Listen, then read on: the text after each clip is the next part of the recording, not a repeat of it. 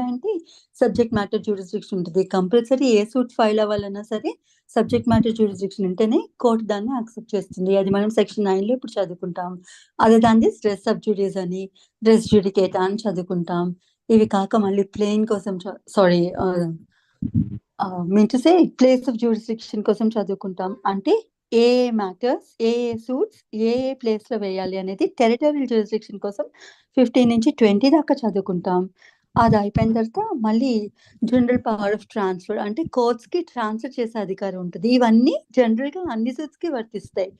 ఏ suit నైనా సరే high court కానీ సుప్రీం కోర్ట్ కానీ అదర్వైజ్ ఆ డిస్ట్రిక్ట్ కోర్ట్ కానీ ట్రాన్స్ఫర్ చేసే అధికారం ఉంటుంది. కాబట్టి ఆ ట్రాన్స్ఫర్స్ కోసం కూడా చదువుకుంటాం. అది అయిపోయిన తర్వాత అసలు సూట్ ఎట్లా ఫైల్ చేస్తాం, సూట్ ఎలా ఫైల్ అవుతుంది అనేది చదువుకుంటాం.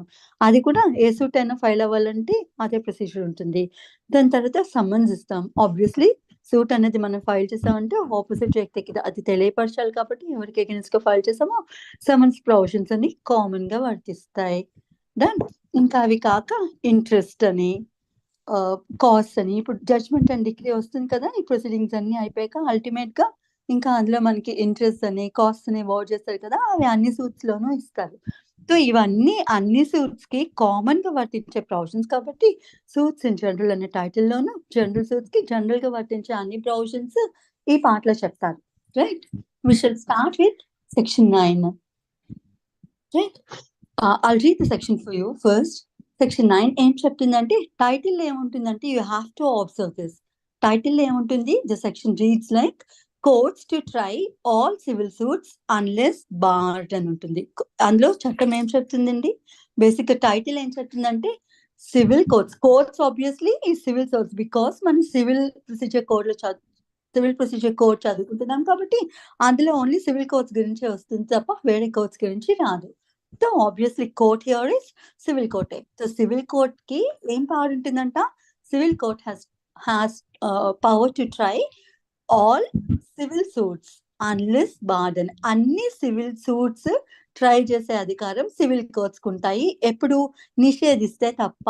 అన్లెస్ బార్డ్, ఏవైనా కొన్ని సూట్స్ నిషేధిస్తే తప్ప అన్ని సివిల్ కోర్ట్స్ అన్ని సివిల్ సూట్స్ ట్రై చేసే అధికారం అయితే వాటికి కలిగి ఉంటుందనే టైటిల్ వస్తుంది. కానీ లోపలికి వెళ్తే కంటెంట్ ఏముంటుందంటే the courts shall subject to the provisions here in content. అంటే ఇక్కడ చెప్పిన ప్రొవిజన్స్ కి అనుగుణంగా courts again civil courts, the civil courts have jurisdiction అంటే పవర్ టు ట్రై సూట్ అని చెప్పుకున్నాం, పవర్ టు ట్రై మ్యాటర్ అని.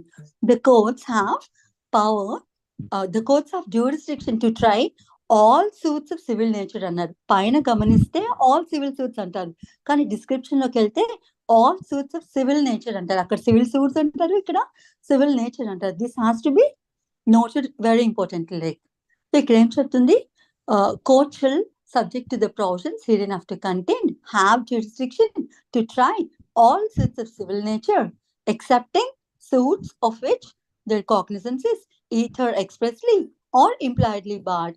ఇవి అన్ని ఫస్ట్ దీన్ని టూ ఫ్రేజెస్ కింద కట్ చేసుకుంటే మనం ఫస్ట్ ఫ్రేజ్ లో ఏం చెప్తుంది అంటే we have both the positive and negative concepts in the same sentence. First part లో ఏం చెప్తుందంటే కోర్టుకి సివిల్ కోర్ట్స్ కి అన్ని suits of civil nature civil స్వభావం కలిగిన అన్ని సూట్స్ ని ట్రై చేసే రైట్ ఉంటుంది. రైటే కాదు, మ్యాండేట్, షల్ అనే పదం వాడతారు అక్కడతో. అన్ని కోర్ట్స్ సివిల్ కోర్ట్స్ ఏమైతే ఉన్నాయో సివిల్ నేచర్ సివిల్ స్వభావం కలిగిన అన్ని సూట్స్ ని ట్రై చేస్తుంది అని చెప్పి ఒక మ్యాండేట్ కు చెప్తుంది.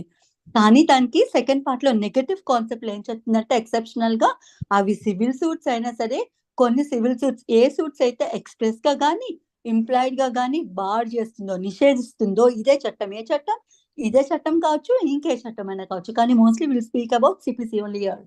సో ఈ చట్టమే కానీ ఏ చట్టమైనా కానీ ప్రత్యక్షంగా కానీ పరోక్షంగా కానీ నిషేధిస్తే తప్పితే అన్ని సివిల్ స్వభావం కలిగిన సూట్స్ అని సివిల్ కోర్ట్స్ ట్రై చేస్తాయి. తో subject matter of the suit ఏమవుతుంది, సివిల్ నేచర్ అవుతుంది అనమాట. So we have to know what civil nature is. అసలు ఈ సివిల్ నేచర్ అంటే ఏమిటి అనేది ఇప్పుడు మనం అర్థం చేసుకోవాల్సి ఉంటే అది main important topic. So civil అనే పదం ఇదే కోడ్ గాని ఇంక ఏ ఇతర కోడ్ గాని నిర్వచించమండి. Though the title of the code మొత్తం ఈ కోడ్ టైటిలే కోడ్ ఆఫ్ సివిల్ ప్రొసీజర్ అని రాసిన అన్నిటినీ నిర్వచిస్తుందేమో కానీ సివిల్ అనే పదాన్ని మాత్రం ఇది నిర్వచించదు. సో సివిల్ అంటే ఏమిటి అనే దానికి మనకి బేసిక్ నిర్వచనం ఈ కోడ్ లో అయితే దొరకదనమాట.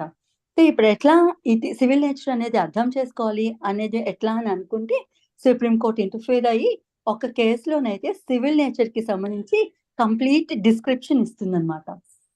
If there are any JCG students do please judge this case లో ఫర్ ఎ మూమెంట్.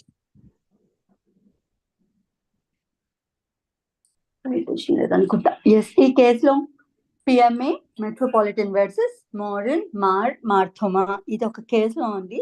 ఇది 1995 లో వచ్చింది. దీని సైటేషన్ కావాలంటే సుప్రీంకోర్టు 2001 ఏఆర్ 1995 ఎస్సీ 2001 దీని సైటేషన్. ఈ పర్టికులర్ కేసులోను మొత్తం సివిల్ నేచర్ అంటే ఏమిటి అనేది చాలా డీటెయిల్డ్ గా డిస్కస్ చేసి ఒక క్లారిటీ అనేది ఇస్తుంది అనమాట supreme court. So it says civil అనే పదం ఎట్లను డిఫైన్ చేసి లేదు ఎక్కడా, కాబట్టి మీరు దీనికి ఎటిమలాజికల్ మీనింగ్ కానీ లేదంటే డిక్షనరీ మీనింగ్ కానీ తీసుకోండి అని చెప్తుంది. బ్లాక్ స్టోన్ డిక్షనరీ అని ఒక డిక్షనరీ ఉంటుందండి, ఇట్స్ లీగల్ డిక్షనరీ. సో అందులో సివిల్ అనే పదానికి ఏమైతే అర్థం ఉందో ఆ అర్థం తీసుకోండి అని చెప్పి సుప్రీంకోర్టు ఇనిషియల్ గా చెప్తుంది.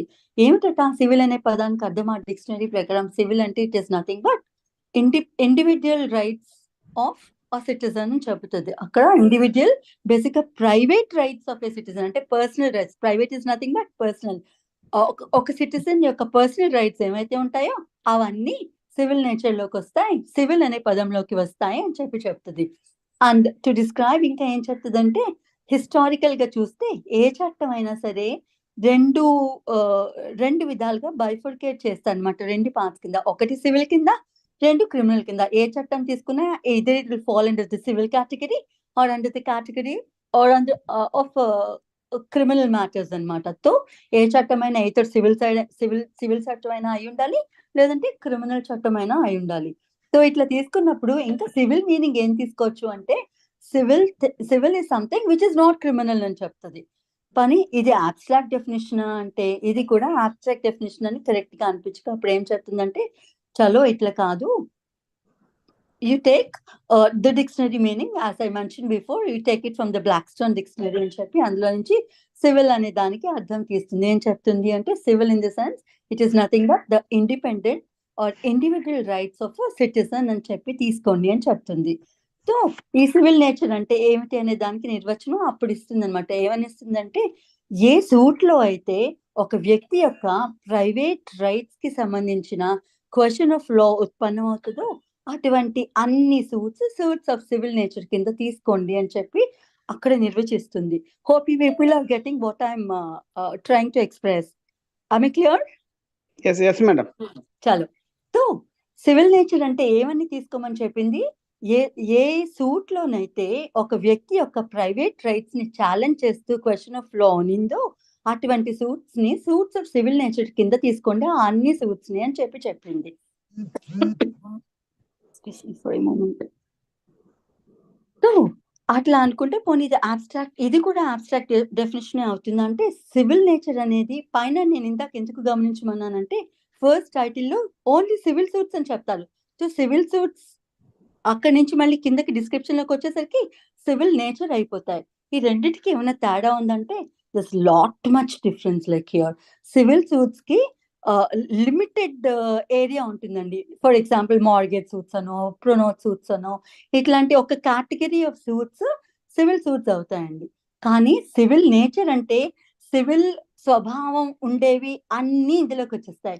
ఫర్ ఎగ్జాంపుల్ ఇప్పుడు ప్రైవేట్ రైట్స్ ఉన్నాయనుకోండి, మళ్ళీ రైట్స్ ని ఇక్కడ ప్రైవేట్ రైట్స్ కింద పబ్లిక్ రైట్స్ కింద విభజించుకున్నప్పుడు ప్రైవేట్ రైట్స్ మాత్రమే సివిల్ రైట్స్ కింద తీసుకోండి అని చెప్పింది. మరి పబ్లిక్ రైట్స్ సివిల్ రైట్స్ కాదా? పబ్లిక్ రైట్స్ అంటే ఏమిటి అంటే మన రాజ్యాంగం ఇచ్చిన రైట్స్ ఏమైతే ఉన్నాయో అవన్నీ పబ్లిక్ రైట్స్ అవుతాయండి. ఇప్పుడు రైట్ టు అక్వైర్డ్ ప్రాపర్టీ ఉంది, అది బోత్ రాజ్యాంగం ఇచ్చిన రైట్ ప్లస్ మనకుండిన ఇండివిజువల్ రైట్ కూడా. లేదు మన కాంట్రాక్ట్స్ లోకి ఎంటర్ అవుతాం అనుకోండి, అది మనకి స్టాట్యూట్ ఇచ్చిన రైట్, రాజ్యాంగం ఇచ్చిన రైట్ కాదు. మనం ఏదైనా ఒక అగ్రిమెంట్ లోకి కానీ ఒక కాంట్రాక్ట్ లోకి కానీ లేదంటే ఒక బిజినెస్ ట్రాన్సాక్షన్ లోకి కానీ ఎంటర్ కానివ్వండి, ఇటువంటి రైట్స్ కొన్ని రైట్స్ స్టాట్యూట్స్ ఇచ్చిన రైట్స్ ఉంటాయి, అవన్నీ మనకి ప్రైవేట్ రైట్స్ అవుతాయి. కానీ పబ్లిక్ రైట్స్ అంటే రాజ్యాంగం ఇచ్చిన రైట్స్ ఏవైతే ఉంటున్నాయో అవన్నీ పబ్లిక్ రైట్స్ అవుతాయి. ఫర్ ఎగ్జాంపుల్ మనకి రైట్ టు పబ్లిక్ వెల్స్ ఉంటుంది, అంటే పబ్లిక్ నుయ్యలు ఏవో ఉంటాయి కదా, అటువంటివి మనం ఎంజాయ్ చేయొచ్చు. రైట్ టు రివర్స్ ఉంటాయి కదా, ఆ రివర్స్ ని మనం ఎంజాయ్ చేయొచ్చు. పబ్లిక్ లైబ్రరీస్ ఉన్నాయనుకోండి, అవి కూడా అందులో వెళ్ళి కూర్చొని చదువుకునేది అందరికీ ఉండిన సామాజిక right. It's a public right.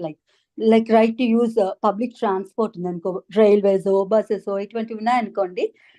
So ఇవన్నీ కూడా పబ్లిక్ రైట్స్ కి సంబంధించిన అంశాలు అనమాట.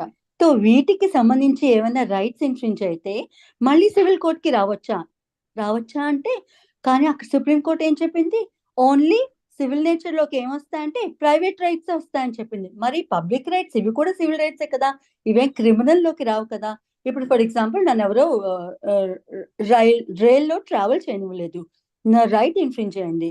ఇప్పుడు అది సివిల్ రైట్. వాళ్ళేం నన్ను కొట్టలేదు, తిట్టలేదు, నన్ను ఫిజికల్ గా హార్మ్ చేయలేదు. ఆబ్వియస్లీ నా యొక్క సివిల్ రైటే ఇన్ఫ్రింజ్ అయింది. అప్పుడు నేను ఎక్కడికి వెళ్ళాలి, సివిల్ కోర్ట్కి వెళ్ళాలి. కానీ సివిల్ కోర్ట్ అలౌ చేస్తోందా, సుప్రీం కోర్ట్ ఇచ్చిన నిర్వచనం ప్రకారం సివిల్ నేచర్ అంటే ఏం తీసుకోమని చెప్పారు, ఓన్లీ ప్రైవేట్ రైట్స్ తీసుకోమని చెప్పారు. మరి ఇవి ఇన్ఫ్రింజ్ అయినప్పుడు ఇప్పుడు ఎలక్ట్రిసిటీకి సంబంధించి ఏదైనా ఒక ప్రాబ్లం వచ్చాయి, రైట్, నేను సివిల్ కోర్ట్కి వెళ్తానా, లేదు, మళ్ళీ దీన్ని సివిల్ కోర్ట్ పరిధి నుంచి దాన్ని నిషేధిస్తూ వేరే ఇతరత్ర ఏవో కోర్ట్స్ పెట్టుంది, దానికి వెళ్ళాలి. సో ఇట్లా కాన్ఫ్లిక్ట్స్ ఉండినప్పుడు ప్రాపర్ బైఫర్కేషన్ ఏమవుతుంది అంటే, మీకు సివిల్ రైట్స్ అంటే ఓన్లీ ప్రైవేట్ రైట్స్ తీసుకోండి, ఇదైతే ఖచ్చితంగా. పబ్లిక్ రైట్స్ కి సంబంధించి బికాస్ అవన్నీ కాన్స్టిట్యూషన్ ఇచ్చిన రైట్స్ కాబట్టి, కాన్స్టిట్యూషనల్ రైట్స్ ఎన్ఫోర్స్ చేసుకోవడానికి వేరొక మిషనరీ పెట్టారు కాబట్టి అవి హైకోర్ట్స్ కో సుప్రీం కోర్ట్ కో మన రిట్స్ ద్వారా వెళ్ళి ఎన్ఫోర్స్ చేసుకోవాలి తప్ప మళ్ళీ సివిల్ కోర్ట్స్ తలుపు తట్టడానికి లేదు. సో పబ్లిక్ రైట్స్ ని ఈ పర్వ్యూ నుంచి నేను నిషేధిస్తున్నాను. డన్. ఇంకేం నిషేధించారు ఈ సివిల్ రైట్స్ కాన్సెప్ట్ నుంచి, ఇంకేమైనా నిషేధించారంటే yes, some matters are though civil matters అయినా సరే, సివిల్ నేచర్ ఉండినా సరే, those which are expressly or impliedly barred అని చెప్పింది. అన్ని సివిల్ నేచర్ అనింది, మళ్ళీ ఎక్సెప్షన్ పెట్టింది. ఏంటంటే ఎక్సెప్షన్, ఏదైనా చట్టం ఎక్స్ప్రెస్ గా నిషేధించిందో, అంటే ఎక్స్ప్రెస్ గా అంటే ఒక పర్టికులర్ చట్టంలోని ఈ చట్టమే కానివ్వండి, సిపిసే కానివ్వండి, ఇతరత్ర ఇంకే చట్టాలైనా కావండి, అవి ఎక్స్ప్రెస్ గా అంటే through a provision of law అవి నిషేధిస్తున్నాయి. ఈ చట్టాల నుంచి సివిల్ కోర్ట్స్ ని ఈ ఆస్పెక్ట్స్ నుంచి దూరం ఉంచుతున్నాం, సివిల్ కోర్ట్స్ ని ఈ ఆస్పెక్ట్స్ లోనే అప్రోచ్ అవ్వడానికి లేదు అని ఏదైనా చట్టం ఒక ప్రొవిజన్ ద్వారా నిషేధిస్తే it is an express bar అన్నమాట. సో అది ఓపెన్ గా చెప్పేసింది, ఇదిగో ఈ చట్టం నిషేధిస్తోంది, సివిల్ కోర్ట్ తలుపు మీరు తట్టడానికి లేదు ఈ విషయంలో. డన్. సో అటువంటి విషయాల్లో కూడా వెళ్ళడానికి లేదు. సిమిలర్లీ ఇంప్లాయిడ్లీ ఎక్స్ప్రెస్లీ, ఇంప్లాయిడ్లీ కోసం తర్వాత చెప్తాను. ఎక్స్ప్రెస్లీ బార్డ్ అంటే ఏం చెప్పుకోవాలి అంటే, ఏదైతే నేను ఇప్పుడు చెప్పినట్టు ఏదైనా ఒక పర్టికులర్ యాక్ట్ కానీ, లా కానీ, స్టాట్యూట్ కానీ ఒక ప్రొవిజన్ ద్వారా పలానా ఆస్పెక్ట్స్ ని సివిల్ కోర్ట్స్ పరిధి నుంచి నిషేధిస్తుంటే అవి అటువంటి మ్యాటర్స్ కి సంబంధించి సివిల్ కోర్ట్స్ యాక్సెప్ట్ చేయడానికే లేదు. అటువంటివి ఏమొస్తాయి, ఫర్ ఎగ్జాంపుల్ లిమిటేషన్ యాక్ట్ తీసుకుందాం. Limitation act is an act, statute కదా, అందులో ఏం చెప్తుంది, limitation period, with in limitation period లో కనుక మీ రైట్ మీరు యూటిలైజ్ చేసుకోకపోతే కోర్ట్స్ ని అటువంటి వాటిని యాక్సెప్ట్ చేయొద్దు. లిమిటేషన్ పీరియడ్ దాటి వెళ్ళిన సూట్స్ ఏమైతే ఉండినాయో, అపీల్స్ కానీ ప్రొసీడింగ్స్ కానీ సివిల్ కోర్ట్స్ ని యాక్సెప్ట్ చేయొద్దు అని చెప్పి లిమిటేషన్ యాక్ట్ బహిరంగంగా నిషేధిస్తుంది త్రూ సెక్షన్ 3లో చెప్తారు కదా, లిమిటేషన్ పీరియడ్ దాటి ఏమొచ్చినా సరే అటువంటి సూట్స్ అయితే కోర్ట్స్ యాక్సెప్ట్ చేయొద్దు. ఆపోజిట్ పార్టీ అది కంటెన్షన్ కింద తీసుకోకున్నా ఒక్కసారి లిమిటేషన్ పీరియడ్ కనుక దాటిపోతే అటువంటివి కోర్ట్స్ యాక్సెప్ట్ చేయకూడదు అని చెప్పి అక్కడ నిషేధం విధిస్తుంది. It is an express bar, తీసుకోవద్దు అని చెప్పింది. సో అలాంటప్పుడు సివిల్ కోర్ట్స్ అవి తీసుకోవడానికి లేదు. ఇంకా బార్స్ ఏం చెప్పుకోవచ్చు అంటే, కొన్ని స్పెషల్ లాస్ ఉంటాయి, లైక్ ఎలక్ట్రిసిటీ యాక్ట్ అని, అయితే రైల్వే యాక్ట్ అని, కన్స్యూమర్ ప్రొటెక్షన్ యాక్ట్ అని. వీటి ప్రకారం ఏం చెప్తుందంటే, ఇవన్నీ సివిల్ నేచర్ లోకి వచ్చినా సరే సివిల్ కోర్ట్స్ పరిధి నుంచి ఆ మ్యాటర్స్ అన్నిటిని ఎక్స్క్లూడ్ చేసి వాటికి సంబంధించి సెపరేట్ కోర్ట్స్, సెపరేట్ ట్రిబ్యునల్స్ పెట్టున్నాయి. సో అలా సెపరేట్ చట్టాలు ఉండినప్పుడు కూడా వాటి పరిధి కిందకి వచ్చేవేమి సివిల్ కోర్ట్స్ లోను మనం ఎన్ఫోర్స్ చేసుకోవడానికి లేదు. It is an express bar. For example industrial dispute ఉందనుకోండి, ఇండస్ట్రియల్ డిస్ప్యూట్స్ ఏమైనా ఉండినాయనుకో, వర్కర్ కో మేనేజ్మెంట్ కో ఆయన డిస్ప్యూట్స్ ఏమైనా ఉండినాయనుకో, అవి ఆ డిస్ప్యూట్ తీసుకొని వచ్చి దాని రిలేటెడ్ సూట్ సివిల్ కోర్ట్ లో వేయడానికి లేదు. Because we have industrial tribunals, దాన్ని పర్టికులర్ గా డీల్ చేసే ట్రిబ్యునల్ ఒకటి ఉంది. సిమిలర్లీ మోటార్ యాక్సిడెంట్స్ ట్రిబ్యునల్ ఒకటి ఉంటుంది కదా. సో వాటి రిలేటెడ్ కాంపెన్సేషన్ ఏదైనా క్లెయిమ్ చేయాలంటే దాని కింద క్లెయిమ్ చేసుకుంటాం ఆ పర్టికులర్ కోర్టులో. సిమిలర్లీ ఎలక్ట్రిసిటీ రిలేటెడ్ మ్యాటర్స్ ఏమైనా మనకి ఇబ్బంది అయితే అది కూడా సివిల్ కోర్ట్ కి రావడానికి ఉండదు. Because we have electricity tribunal over there. Same is a case with railway tribunals. So ఇవన్నీ ఏంటంటే particular statutes civil courts purview నుంచి కొన్ని అంశాలని నిషేధిస్తున్నాయి అనమాట. They are expressly barring. వీటి కిందన మీరు సివిల్ కోర్ట్స్ తలుపు తట్టడానికి లేదు. ఇవన్నీ వదిలేస్తే సింపుల్ గా చెప్పుకోవాలంటే సిఆర్పిసిని తీసుకోండి. ఈ క్రిమినల్ రిలేటెడ్ థింగ్స్ ఏమైతే ఉండినాయో వాటికి సంబంధించి కూడా సివిల్ కోర్ట్స్ తలుపు తట్టడానికే లేదు. వాటికి ఒక క్రిమినల్ కోర్ట్స్ మెషినరీ అంటూ క్రిమినల్ ప్రొసీజర్ కోడ్ పెట్టింది అని చెప్పి క్రిమినల్ ప్రొసీజర్ కోడ్ లో సెక్షన్ 4 చెప్తుంది. ఏం చెప్తుందండి? Trial of offences under the Indian penal code or any other laws. Indian penal code లో మెన్షన్ చేసిన ఆఫెన్సెస్ ఏమైతే ఉన్నాయో, లేదంటే ఇతరత్ర ఏ చట్టాల్లో అయినా మెన్షన్ చేసిన ఆఫెన్సెస్ ఏమున్నాయో వాటన్నిటినీ ట్రై చేయడానికి ఈ క్రిమినల్ ప్రొసీజర్ కోడ్ ఉంది. దీని కింద ఎస్టాబ్లిష్ చేసిన మెషినరీలోను క్రిమినల్ కోర్ట్స్ లోనే వాటిని ఎన్ఫోర్స్ చేసుకోండి తప్పితే no other court has right to entertain this sort of things అని. తో క్రిమినల్ ప్రొసీడింగ్స్ అన్నిటినీ సివిల్ కోర్ట్స్ నిషేధిస్తుంది అనమాట. So all these are expressly barred. అంటే ఒక చట్టం ఒక ప్రొవిజన్ ద్వారా కొన్ని సివిల్ థింగ్స్ అయినా సరే వాటిని నిషేధిస్తుంది. లేదా సివిల్ థింగ్స్ కాకపోయినా ఇతరత్ర ఏ థింగ్స్ అయినా సరే నిషేధిస్తుంటే సివిల్ కోర్ట్స్ పర్యూ నుంచి వాటి నిమిత్తం మళ్ళీ మనం సివిల్ కోర్ట్స్ తలుపు తట్టడానికి లేదు. రైట్? ఆ కన్సర్న్ యాక్ట్స్ కింద కన్సర్న్ కోర్ట్స్ ట్రిబ్యునల్స్ ఏమైతే ఉండినాయో ఆ మెషినరీని మనం ఇన్వోక్ చేయాల్సిందే. This is expressly board. మరి ఇంప్లాయిడ్లీ బార్డ్ అంటే ఏంటి? ఇంప్లాయిడ్లీ అంటే ఇండైరెక్ట్లీ అని సింపుల్ గా లేమన్ లాంగ్వేజ్ లో చెప్పుకోవాలి అనుకుంటే దే ఆర్ ఇండైరెక్ట్లీ బార్డ్ అని చెప్పి చెప్పుకోవచ్చు అనమాట. ఇండైరెక్ట్లీ బార్డ్ అంటే ఏంటంటే మనకి ఏదైనా చట్టం ఇండైరెక్ట్ గా చెప్తుంది అనమాట. Like you are precluded from invoking the jurisdiction of the civil courts అని. దీనికి ఎగ్జాంపుల్ ఏం చెప్పొచ్చు అంటే ఏదైనా చట్టం ఆల్రెడీ ఒక రెమెడీ ప్రొవైడ్ చేసింది అనుకోండి, ఆ రెమెడీ కాకుండా ఇది వద్దు నాకు వేరొక రెమెడీ ఇవ్వండి అని సివిల్ కోర్ట్ తలుపు తట్టడానికి లేదు అని చెప్పి చెప్తుంది. For example I'll give you an illustration for this. ఏదైనా ఒక చట్టం కింద లేదంటే ఈ సిపిసి కిందనే గవర్నమెంట్ ఎవరిదైనా ప్రాపర్టీనో లేకపోతే హౌస్ ఏదైనా ఒకటి డెమాలిష్ చేసింది అనుకోండి, గవర్నమెంట్ అనాథరైజ్డ్ గా డెమాలిష్ చేస్తే government is supposed to pay compensation or damages for such wrongful act అని చెప్పి చెప్తోంది. అక్కడ అట్లా చెప్పినప్పుడు కన్సర్న్ పర్సన్ ఎఫెక్టివ్ పర్సన్ ఎవరైతే ఉన్నారో అరే నాకు ఈ రెమెడీ వద్దండి, నాకు ఈ చట్టం ఇచ్చిన ఈ రెమెడీ వద్దు, నేను నా ఇల్లు ఎలా కట్టుకున్నానో యాజ్ ఇట్ ఈస్ గా గవర్నమెంట్ ని తిరిగి నాకు కన్స్ట్రక్ట్ చేసి ఇవ్వమనండి అని సివిల్ కోర్ట్కి వచ్చి అడగడానికి లేదు. You are impliedly board because మీకు ఆల్రెడీ ఒక రెమెడీ ఇచ్చేసారు అక్కడ. మళ్ళీ మీరు అది కాదని ఇంకొకటి అడగడానికి లేదు. వేరే ఎగ్జాంపుల్స్ తీసుకోవాలంటే ఇండియన్ కాంట్రాక్ట్ యాక్ట్ లోను సెక్షన్ 24 నుంచి 30 దాకా వాయిడ్ అగ్రిమెంట్స్ అని ఉంటాయి. వాయిడ్ అగ్రిమెంట్స్ అంటే అటువంటి అగ్రిమెంట్స్ చట్ట దృష్టిలోను చెల్లవన్నమాట. ఫర్ ఎగ్జాంపుల్ మ్యారేజ్ ని రిస్ట్రెయిన్ చేస్తూనో లేకపోతే లీగల్ ప్రొసీడింగ్స్ ని ఇన్స్టిట్యూట్ చేస్తూ, అంటే ఒకరికి కోర్టులోను సూటో లేకపోతే ఏదైనా క్రిమినల్ కేసో ఫైల్ చేసే రైట్ ఉంటుంది. దాని అగ్రిమెంట్ ద్వారా ఇంకొక పార్టీ వచ్చి రెస్ట్రిక్ట్ చేయడానికి లేదు. అటువంటి అగ్రిమెంట్స్ చెల్లవు. అలాగే ఆల్ ఇల్లీగల్ అగ్రిమెంట్స్ ఏమి చెల్లవు. అట్లనే ఇమ్మోరల్ అగ్రిమెంట్స్ ఉంటాయి. For example lady contracts to participate in sort of prostitution sort of things. అంటే సొసైటీకి ఎగనెస్ట్ గా కొన్ని చర్యల్లోనూ పార్టిసిపేట్ చేస్తాను, దానికోసం ఇంత డబ్బు ఇవ్వండి అని చెప్పి అగ్రిమెంట్ లోకి ఎంటర్ అవుతుంది. ఆ అగ్రిమెంట్ చెల్లుతుందా? చెల్లదు. Because it is an immoral sort of thing కదా. సో ఇటువంటివి కొన్ని నిషేధిస్తుంది అనమాట. అటువంటి అగ్రిమెంట్స్ అన్ని చెల్లవన్నమాట. వేజర్డ్ అగ్రిమెంట్స్ అని. వేజర్డ్ అంటే బెట్టింగ్, లైక్ నేను సమ్ క్రికెట్ బెట్టింగ్ ఏదో అటువంటి, అంటే పర్మిటెడ్ బెట్టింగ్స్ కాకుండా ఇల్లీగల్ బెట్టింగ్స్ అనమాట.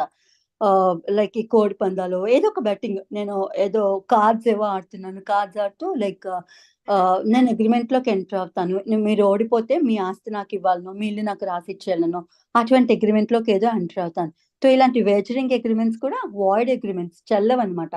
సో చెల్లవు అని చెప్తే అక్కడ అర్థం ఏంటి? అగ్రిమెంటే చెల్లనప్పుడు దాన్ని ఎన్ఫోర్స్ చేస్తూ మీరు కోర్టుకి వచ్చి మళ్ళీ మీరు సూట్ ఫైల్ చేయడానికి లేదు. ఫర్ ఎగ్జాంపుల్, ఒక వ్యక్తి ఇంకొక వ్యక్తిని మర్డర్ చేస్తే ఇంత అమౌంట్ ఇస్తానని చెప్పి అగ్రిమెంట్ లోకి ఎంటర్ అయ్యారు. ఆ అగ్రిమెంట్ ఇల్లీగల్, చెల్లదు. కానీ దాన్ని ఎన్ఫోర్స్ చేయడానికి మళ్ళీ సివిల్ కోర్టుకి వచ్చి, ఇదిగోండి వీరు నాకు డబ్బులు ఇస్తా అన్నారు, వారు ఇచ్చిన వర్క్, నేను అసైన్ చేసిన వర్క్ నేను చేసేసాను, స్టిల్ వారు నాకు పేమెంట్ ఇవ్వలేదు, పేమెంట్ ఇప్పించండి అని అడగచ్చా? యాక్సెప్ట్ చేస్తుందా? అంటే మీరు దీనికి సంబంధించి కోర్టుకి వెళ్ళకండి అని అక్కడ ఏమైనా రాసిందా కాంట్రాక్ట్ యాక్ట్ లోను? అగ్రిమెంట్ వాయిడ్ అని చెప్పిందా? వాయిడ్ అని చెప్తే ఇంప్లైడ్ గా అర్థం ఏంటి? ఇండైరెక్ట్ గా అర్థం అది చెల్లదు అని చెప్పినప్పుడు మీరు కోర్టుకి వచ్చే అధికారం, yes absolutely, తో మీకు ఆ రైట్ లేదు అని అర్థం. సో ఇట్లా ఎక్స్ప్రెస్ గా అవి సివిల్ నేచర్ కలిగి ఉండినా సరే, అవి ఎక్స్ప్రెస్ గా బార్ చేసిన ఏదైనా చట్టం, లేదంటే ఇంప్లాయిడ్ గా బార్ చేసినా సరే, అటువంటివి మనం సివిల్ కోర్ట్స్ లో ఎన్ఫోర్స్ చేసుకోవడానికి లేదు. ఇంకా ఈ సివిల్ నేచర్ కింద వచ్చినా సరే కొన్ని ఇంకా ఏమి సివిల్ కోర్ట్స్ లోనే మనం ఎన్ఫోర్స్ చేసుకోవడానికి లేవంటే, part of them are very importantly religious rights కి సంబంధించండి, రిలీజియస్ డీడ్స్ కి సంబంధించి, లేదంటే కాస్ట్ రిలేటెడ్ థింగ్స్ కి సంబంధించి, పాలిటిక్స్ కి రిలేటెడ్ పొలిటికల్ థింగ్స్ కి సంబంధించి, ఇటువంటివి ఏముండినా సరే ఈ మూడింటిని కూడా దో అవి సివిల్ నేచర్ లోకి వచ్చినా సరే సివిల్ కోర్ట్స్ తరపు తట్టడానికి లేదు. బికాస్ ఎందుకు లేదు అంటే అవి ప్రైవేట్ రైట్స్ కింద రావండి, పబ్లిక్ రైట్స్ కింద తీసుకొచ్చి పొలిటికల్ రైట్స్ ఉన్నాయి. ఫర్ ఎగ్జాంపుల్, నన్ను ఎలక్షన్స్ లో కంటెస్ట్ కానివ్వలేదు, దాని మూలంగా నాకేం ఫిజికల్ హార్మ్ జరగలేదు, కానీ నా రైట్ వాయిలేట్ అయింది, it is a civil right. Like so civil right కదా, నేను సివిల్ కోర్ట్ కి రావచ్చు కదా అంటే, no your bar. So civil courts jurisdiction నుంచి వీటిని కూడా బార్ చేస్తుంది. ఈ రిలీజియస్ థింగ్స్ నుంచి, పొలిటికల్ థింగ్స్ నుంచి, కాస్ట్ రిలేటెడ్ థింగ్స్ నుంచి కూడా సివిల్ కోర్ట్స్ ని బార్ చేస్తుంది. మరి ఎక్కడికి వెళ్ళాలంటే ఆబ్వియస్లీ వాటి ఇది వరకు పూర్వకాలంలో అయితే వాటికి సంబంధించి సెపరేట్ ఆర్గనైజేషన్స్ ఉండేవి. లైక్ ఇప్పుడు కాస్ట్ రిలేటెడ్ ఇష్యూస్ వచ్చాయనుకోండి, అవి కాస్ట్ పెద్దలు ఎవరైతే ఉండినారో వాళ్ళు డీల్ చేసేవారు, అక్కడ సాల్వ్ అయ్యేది. అదర్ దాన్ దట్ ఇంకేమైనా ప్రాబ్లమ్స్ ఉంటే you approach high court, because it is fundamental sort of thing, right? లేదు, మీ రిలీజియస్ రైట్స్ ఏమైనా వాలేట్ అయ్యాయి, మీకు మిమ్మల్ని ఒక టెంపుల్లోకి ఎంటర్ కానివ్వలేదు, సో అది సివిల్ రైటే, మిమ్మల్ని ఎవరు కొట్టలేదు, తిట్టలేదు, మీకు ఫిజికల్ హార్మ్ ఏం కలగ చేయలేదు, so it is not a crime, it is just a violation of a civil right. కానీ సివిల్ కోర్ట్ కి రావచ్చా అంటే, no, you are not entertain. మళ్ళీ ఈ రిలీజియస్ థింగ్స్ అన్నిటిని చూడడానికి మత పెద్దలు ఉండేవారు పూర్వకాలంలో, ప్రాపర్ రెగ్యులేషన్స్ లేనప్పుడు వాటన్నిటిని చూడడానికి మత పెద్దలు ఉండేవారు, వాళ్ళ దగ్గర రిజాల్వ్ అయ్యేవి. Through the course of time ఇప్పుడు అవన్నీ మనకి హైకోర్ట్స్ కి ఇచ్చి ఉండినారు, సివిల్ కోర్ట్స్ పర్వి నుంచి వాటిని ఎక్స్క్లూడ్ చేసి హైకోర్ట్స్ కి ఇచ్చినారు, because it is sort of fundamental right కానీ it is not a private right to vote is a fundamental right కదా. సో ఫండమెంటల్ రైట్స్ అన్ని ఎన్ఫోర్స్ చేసుకోవడానికి you can either approach high court or the supreme court. So civil courts ని exclude చేస్తారు. Similarly caste related thing, caste కూడా it is fundamental right of sort of thing కదా, it is not you private right. అది it relates to society at large. అందుకని చెప్పి వాటిని కూడా ఏమైనా ఎన్ఫోర్స్ చేసుకోవాలనుకుంటే దాని రిలేటెడ్ ఆర్గనైజేషన్స్ పెద్దలో ఎవరో లేకుండా ఉండుంటే you you you approach either the high courts or the supreme court. So వీటన్నిటినీ అవి సివిల్ నేచర్ లోకి వచ్చినా సరే సివిల్ కోర్ట్స్ పర్వ్యూ నుంచి తొలగిస్తుంది. సో ఇప్పుడు అల్టిమేట్ గా సివిల్ నేచర్ లోకి వచ్చే సూట్స్ ఏమేమి అవుతాయి అంటే, టు మెన్షన్ సుప్రీం కోర్టే మెన్షన్ చేసింది. అంటే నేను ఆల్రెడీ కొన్ని చెప్తాను, కొన్ని కేటగిరీ ఆఫ్ సూట్స్ చెప్తాను, కానీ ఇవే వస్తాయి అంటే ఇవి కాదు, ఇవి కాక ఇంకా చాలా వస్తాయి. But for instance example sort of thing కింద నేను ఇవైతే నేను ఇలిస్ట్రేటివ్ గా మెన్షన్ చేస్తాను అని చెప్పింది. ఏంటేంటట అవి?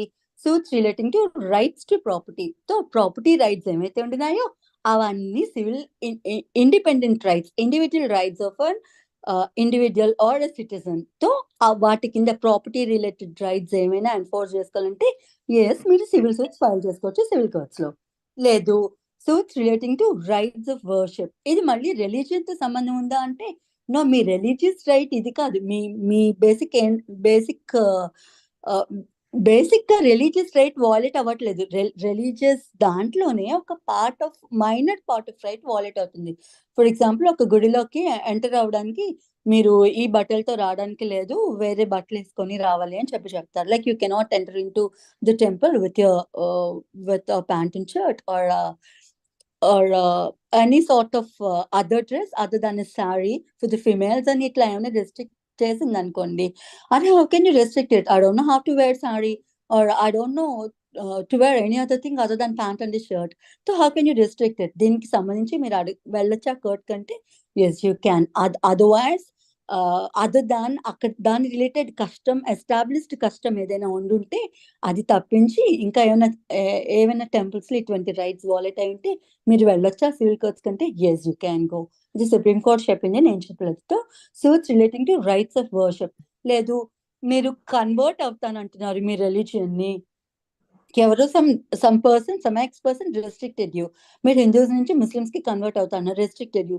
అది it's not purely religious, it is a part of religious thing. మీరు మీ ఇష్టం వచ్చిన దేవుణ్ణి వర్షిప్ చేసే రైట్ మీకు ఉంది. ఆ టెంపుల్లోకి రావద్దు అని చెప్పి మిమ్మల్ని నిషేధించే ఇవైతే కొంతమందికి ఉండదు, ఒక పర్టికులర్ సెక్ట్ ఆఫ్ పర్సన్స్ కి ఉండదు. అదర్వైజ్ అది ప్యూర్లీ రిలీజియస్ అయితే తప్పితే ఈ పార్ట్లీ రిలీజియస్ థింగ్స్ ఉంటాయి కదా చిన్న చిన్నవి, అటువంటివి ఇప్పుడు పూజారి గారు నన్ను టెంపుల్లోకి రానివ్వను అన్నాడు అనుకోండి, yes I can go for enforcing my right and I can invoke any civil court అనమాట. సో ఇదొకటి. లేదు, ఇంకా suits relating to taking out religious processions. అంటే రిలీజియస్ ప్రొసెషన్స్ అంటే ఇది మళ్ళీ రిలీజియన్ కి సంబంధించిన, ఇట్స్ ప్యూర్లీ బేసిక్ రిలీజియన్ కి ఎఫెక్ట్ అవుతోంది కాదు. నేను ఊరేగింపుగా ఒక దేవుణ్ణి నేను బయటికి తీసుకొని వెళ్తాను అన్నాను, నన్ను ఊరేగింపు చేయనివ్వడం లేదు. You are restricting my personal right to take the procession. అంతేగాని నువ్వు దేవుణ్ణి పూజ చేయొద్దు లేకపోతే దేవుణ్ణి క్యారీ చేయొద్దు అని చెప్పలేదు. ఆ వేలో ప్రొసెషన్ వెళ్ళొద్దు అని చెప్పి నిషేధించాను అనుకోండి, yes I can approach a civil court. ఇంకా లేదంటే దేవుడికి ఏమైనా ఆఫరింగ్స్ ఇస్తా అన్నాను, నేను ఒక for example I being a Hindu, నేను టీటీడీకి వెళ్తాను, నా దగ్గర 10 తులాలు 20 తులాలు బంగారం ఉంది, నాకు ఇవ్వాలనిపించింది నేను ఇస్తాను. But someone is restricting me. అరే who are you to restrict? నా ఇష్టం, నా డబ్బు, నేను సంపాదించుకున్నాను, నాకు ఇష్టమైన దేవుడికి ఇచ్చే రైట్ నాకు ఉంది. మీరు నన్ను నిషేధించారనుకో, నేను I can approach court of law. But ఇది రిలీజియస్ థింగ్ కదా అంటే, no, it is not purely religious. మీ రిలీజియన్ కి సంబంధించి ఇక్కడ ఏం అబ్స్ట్రక్షన్ లేదు. రిలీజియస్ లోను it's a part of thing. Like అంటే మీరు ఏమైనా ఆఫరింగ్స్ ఇస్తానంటే దేవుడికి ఇవ్వనివ్వడం లేదు. లేదంటే ఏమైనా జాతరలు జరుగుతాయి, అమ్మవారికి ఏవో క్యారీ చేస్తారు కదా తల మీద, అట్లా అవి ఏమైనా ఇస్తానంటే నన్ను రెస్ట్రిక్ట్ చేశారు అనుకో, yes I can approach civil court అనమాట. డన్. ఇంకా దేనికి వెళ్ళొచ్చు అంటే, you can go for damages for civil wrongs. Like మీ ప్రాపర్టీ పట్ల, లేకపోతే ఈ ట్రెస్ పాజనో ఇటువంటివి ఉంటాయి కదా, ఇటువంటి డామేజెస్ ఏమైనా చేస్తే అటువంటి వాటి కోసం కూడా you can approach civil courts. ఇంకా స్పెసిఫిక్ పర్ఫార్మెన్స్ ఆఫ్ కాంట్రాక్ట్స్ కోసం, లేదంటే బ్రీచ్ ఆఫ్ కాంట్రాక్ట్స్ కోసం కూడా మీరు సూట్స్ ఫైల్ చేసుకోవచ్చు. స్పెసిఫిక్ రిలీఫ్ కోసం కూడా మీరు సూట్స్ ఫైల్ చేసుకోవచ్చు. రెస్టిట్యూషన్ ఆఫ్ కాంజుగల్ రైట్స్, ఈ మ్యారేజ్ రిలేటెడ్ రైట్స్ ఏమైతే ఉంటాయో ఇవన్నీ పర్సనల్ రైట్స్ కాబట్టి yes you can approach civil courts. Like మళ్ళీ ఇందులోనే డిసల్యూషన్ ఆఫ్ మ్యారేజ్ కానీ, రెస్టిట్యూషన్ ఆఫ్ కాంజుగల్ రైట్స్ కానీ, వాటర్ మెయింటెనెన్స్ కానీ, ఇట్లా ఏ అంశాలు ఉండినా సరే you can approach civil court. Similarly, you can go for suits for rents అని, suits for eviction అని, ఇటువంటివి ఏమైనా సరే, suits for accounts అని, లేకపోతే హెరిడిటరీ ఆఫీసెస్ ఉంటాయండి. హెరిడిటరీ ఆఫీసెస్ అంటే వంశ పారంపర్యంగా చేపట్టే ఒక పబ్లిక్ ఆఫీస్ అనమాట. For example, beat any religion అండి, ఒక పర్టికులర్ పర్సన్ ఫ్యామిలీ నుంచి వారి తర్వాత వారి సన్ను ఆ పర్టికులర్ రిలీజియస్ థింగ్స్ ని పర్ఫార్మ్ చేయడానికి వాళ్ళ ఫ్యామిలీకి ఆ రైట్ ఉంది. It will be called as hereditary right. So అటువంటి రైట్ ని ఎవరైనా నిషేధించారనుకో, ఎవరైనా ఇన్ఫ్లుయెన్స్ చేశారనుకో, yes you can approach civil courts అనమాట. సో అట్లా కూడా వస్తాయి. ఇంకా ఇటువంటివి చాలా తీసుకోవచ్చు అనమాట. అవన్నీ సుప్రీం కోర్ట్ నేను ఇందాక మెన్షన్ చేసిన పర్టికులర్ కేసులో ఉంది, అందులో మెన్షన్ చేస్తుంది అనమాట. Right, this is about civil nature. So ఇవి అన్ని సివిల్ నేచర్ కింద వస్తే ఇవి ట్రై చేసుకోవచ్చు, అన్లెస్ ఏదైనా ఒక particular particular kind of suit which though having a civil nature, ఒక చట్టం ఇంప్లైడ్ గా కానీ ఎక్స్ప్రెస్ గా కానీ బార్ చేస్తే అవి తప్పించి సివిల్ కోర్ట్స్ కి సివిల్ నేచర్ లో ఉండిన అన్ని సూట్స్ ట్రై చేసే అధికారం ఉంది. ట్రై చేయాలి. సివిల్ కోర్ట్స్ తప్ప ఇంకేం ట్రై చేయడానికి లేదు. It is mandate on the part of civil courts to accept all this disputes. This is about section 9. కానీ సెక్షన్ 9 దీంతో అయిపోతుందంటే you have an explanation for this. Like ఏం చెప్తారంటే ఎక్స్ప్లెనేషన్ లో a suit in which the right to property or to an office is contested is a suit of civil nature అని చెప్తుంది. ఏంటిటా ఏదైనా ఒక రైట్ టు ప్రాపర్టీ కానీ right to office అంటే right to work అండి, రైట్ టు జాబ్ ఉంటుంది కదా. అటువంటి ఏదైనా ఒక పర్టికులర్ ఆఫీస్ హోల్డ్ చేసే రైట్ ఉండినప్పుడు అది మీరు అది కూడా దానికి సంబంధించి మీరు కంటెస్ట్ చేస్తే అది సూట్ ఆఫ్ సివిల్ నేచర్ అవుతుంది. Though it depends on a question relating to religious rights or ceremonies. మళ్ళీ ఆ రిలీజియస్ ఆఫీస్ కానీ ఆ ప్రాపర్టీ కానీ ఏదో ఒక రిలీజియస్ రైట్ అంటే what you call like religious rights. ఈ సెరమనీస్ అవి పర్ఫార్మ్ చేస్తాం కదా. RIGHT రైట్ కదండి, RITE రైట్ అంటే you have a Telugu word for that, నాకు గుర్తు రావట్లేదు. అంటే పర్ఫార్మ్ చేయడం అని వస్తుంది అనమాట. ఫర్ ఎగ్జాంపుల్ ఈ ఫ్యూనరల్ ఇలాంటివన్నీ ఉన్నాయా, వీటిని మనం రైట్స్ అంటాం. రైట్, హక్కు మేడం, హక్కు కాదు, హక్కు RIGHT హక్కు. ఇది RITE రైట్ అంటే ఇట్స్ ప్రొసీజర్, సాంప్రదాయ పద్ధతులు, ఆచారాలు. ఆచారం కూడా కాదు, దానికి ఒక పర్టికులర్ తెలుగు వర్డ్ ఉంటుంది, నాకైతే స్ట్రైక్ అవ్వట్లేదండి. సో సిమిలర్ గా అట్లనే వస్తుంది, ఆచారాలు పద్ధతులు అని వస్తుంది అనమాట. తో ఏ ప్రాపర్టీకి సంబంధించో లేదంటే ఏ ఆఫీస్ కి ఏ పోస్ట్ కి సంబంధించి మీరు కోర్టుకి వెళ్ళారో అది మళ్ళీ ఆ క్వశ్చన్ ఆఫ్ లా దేని మీద డిపెండ్ అయి ఉంటుందట, ఒక రిలీజియస్ రైట్ మీద కానీ రిలీజియస్ సెరమనీ మీద కానీ డిపెండ్ అయి ఉన్నా దాని మీద కొంచెం డిపెండ్ అయి ఉంది. అది రిలీజియస్ సెరమనీయో రిలీజియస్ రైటో ఇన్వాల్వ్ అయ్యింది కాబట్టి మళ్ళీ రిలీజియన్ ని సివిల్ కోర్ట్స్ నుంచి తప్పిస్తున్నారు కాబట్టి ఇవి మనం సివిల్ నేచర్ లోకి రావా అంటే నో. మన బేసిక్ కాన్సెప్ట్ ఏంటి, మన ఇష్యూ ఏమిటి అక్కడ పర్టికులర్ సూట్ లోను ప్రాపర్టీకి సంబంధించో లేదంటే రైట్ టు హోల్డ్ ఆఫీస్ కి సంబంధించో అక్కడ ఇష్యూ నడుస్తుంది. దో ఈ రిలీజియస్ థింగ్ ఏదైనా ఇన్వాల్వ్ అయ్యి ఉండినా సరే మేజర్ థింగ్ రిలీజియన్ గురించి కాదు, ప్రాపర్టీ గురించి. ఫర్ ఎగ్జాంపుల్ ఏ దేవస్థాన భూమిలో ఉన్నాయనుకోండి, ఇది యాప్ట్ ఎగ్జాంపుల్ కాదు, జస్ట్ మీకు అర్థం అవడానికి చెప్తున్నాను. అది ఏదైనా లీజ్కో ఏదైనా ఇచ్చిందనుకో వాటి ప్రాపర్టీస్, మళ్ళీ అదేమన్నా సడన్ గా బ్యాక్ కి తీసేసి లీజ్ పీరియడ్ ఉంది ఒక 10 years, అది 5th period లో ఏమో అది వెనక్కి తీసేసుకుంది అనుకోండి, వీళ్ళు ఇప్పుడు they can approach civil court because అక్కడ అంశము ఆ దేవస్థానం భూమనో అదనో కాదు, అక్కడ అంశం ఏంటంటే it's right to property, like I hold right to lease.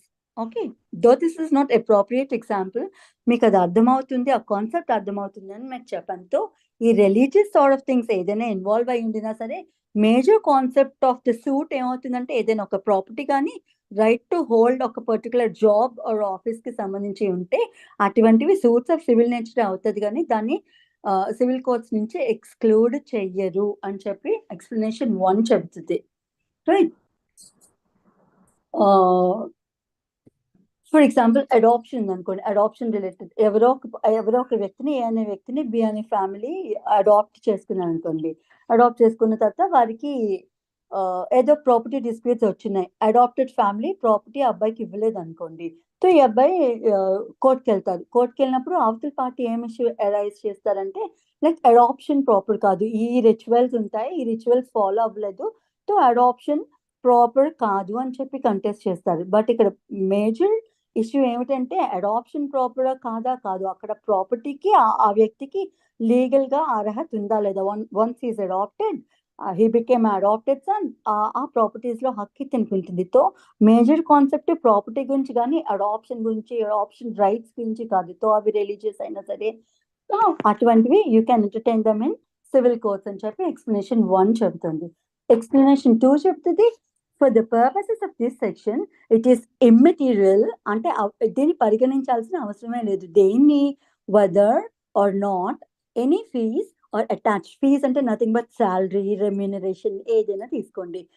Any fees are attached to the office referred to in explanation 1 or whether or not such office is attached to a particular place. Office అంటే చెప్పాను కదా, ఒక particular post, particular job ఏదైనా కానివ్వండి. So ఏం చెప్తున్నారు, ఏది immaterial అని చెప్తున్నారు, అటువంటి ఆఫీస్ రిలేటెడ్ మ్యాటర్స్ అని నడుస్తున్నప్పుడు అవి అఫీషియల్ గా వాళ్ళు పే తీసుకుంటున్నారా లేదా, దానికి సంబంధించి ఒక పర్టికులర్ ప్లేస్ లో ఒక పర్టికులర్ ఆఫీస్ ఉందా లేదా. ఇప్పుడు ఒక పర్టికులర్ పోస్ట్ ఉంటుందండి, ఆ పోస్ట్ నిర్వహించడానికి నాకు ఒక ఆఫీస్, ఒక టేబుల్, ఒక చైర్, ఇలాంటి ఇంటీరియర్స్ ఏమి ఉండాల్సిన అవసరం లేని పోస్ట్ కూడా ఉంటాయి. For example I'll give you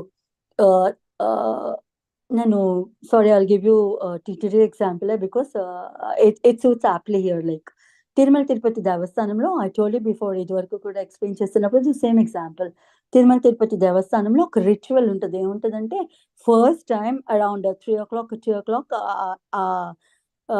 స్వామివారి డోర్స్ తెరుస్తారు. మెయిన్ డోర్స్ తెరిచినప్పుడు అక్కడ ఒక రిచువల్ ఏముంటుందంటే, ఒక సెక్ట్, ఒక కాస్ట్ కి రిలేటెడ్ పర్సన్స్ ఉంటారు, వాళ్ళు హెరిడిటరీ పోస్ట్ అనమాట. అది వారు వచ్చి మాత్రమే ఆ డోర్స్ ఏమైతే ఉంటున్నాయో ఆ తలుపులు ఓపెన్ చేస్తారు అనమాట. తర్వాతే ఈ సోకాల్డ్ బ్రాహ్మిన్స్, ప్రీస్ ఎవరైతే ఉంటున్నారో వారి రిచువల్స్ వాళ్ళు చేసుకుంటారు.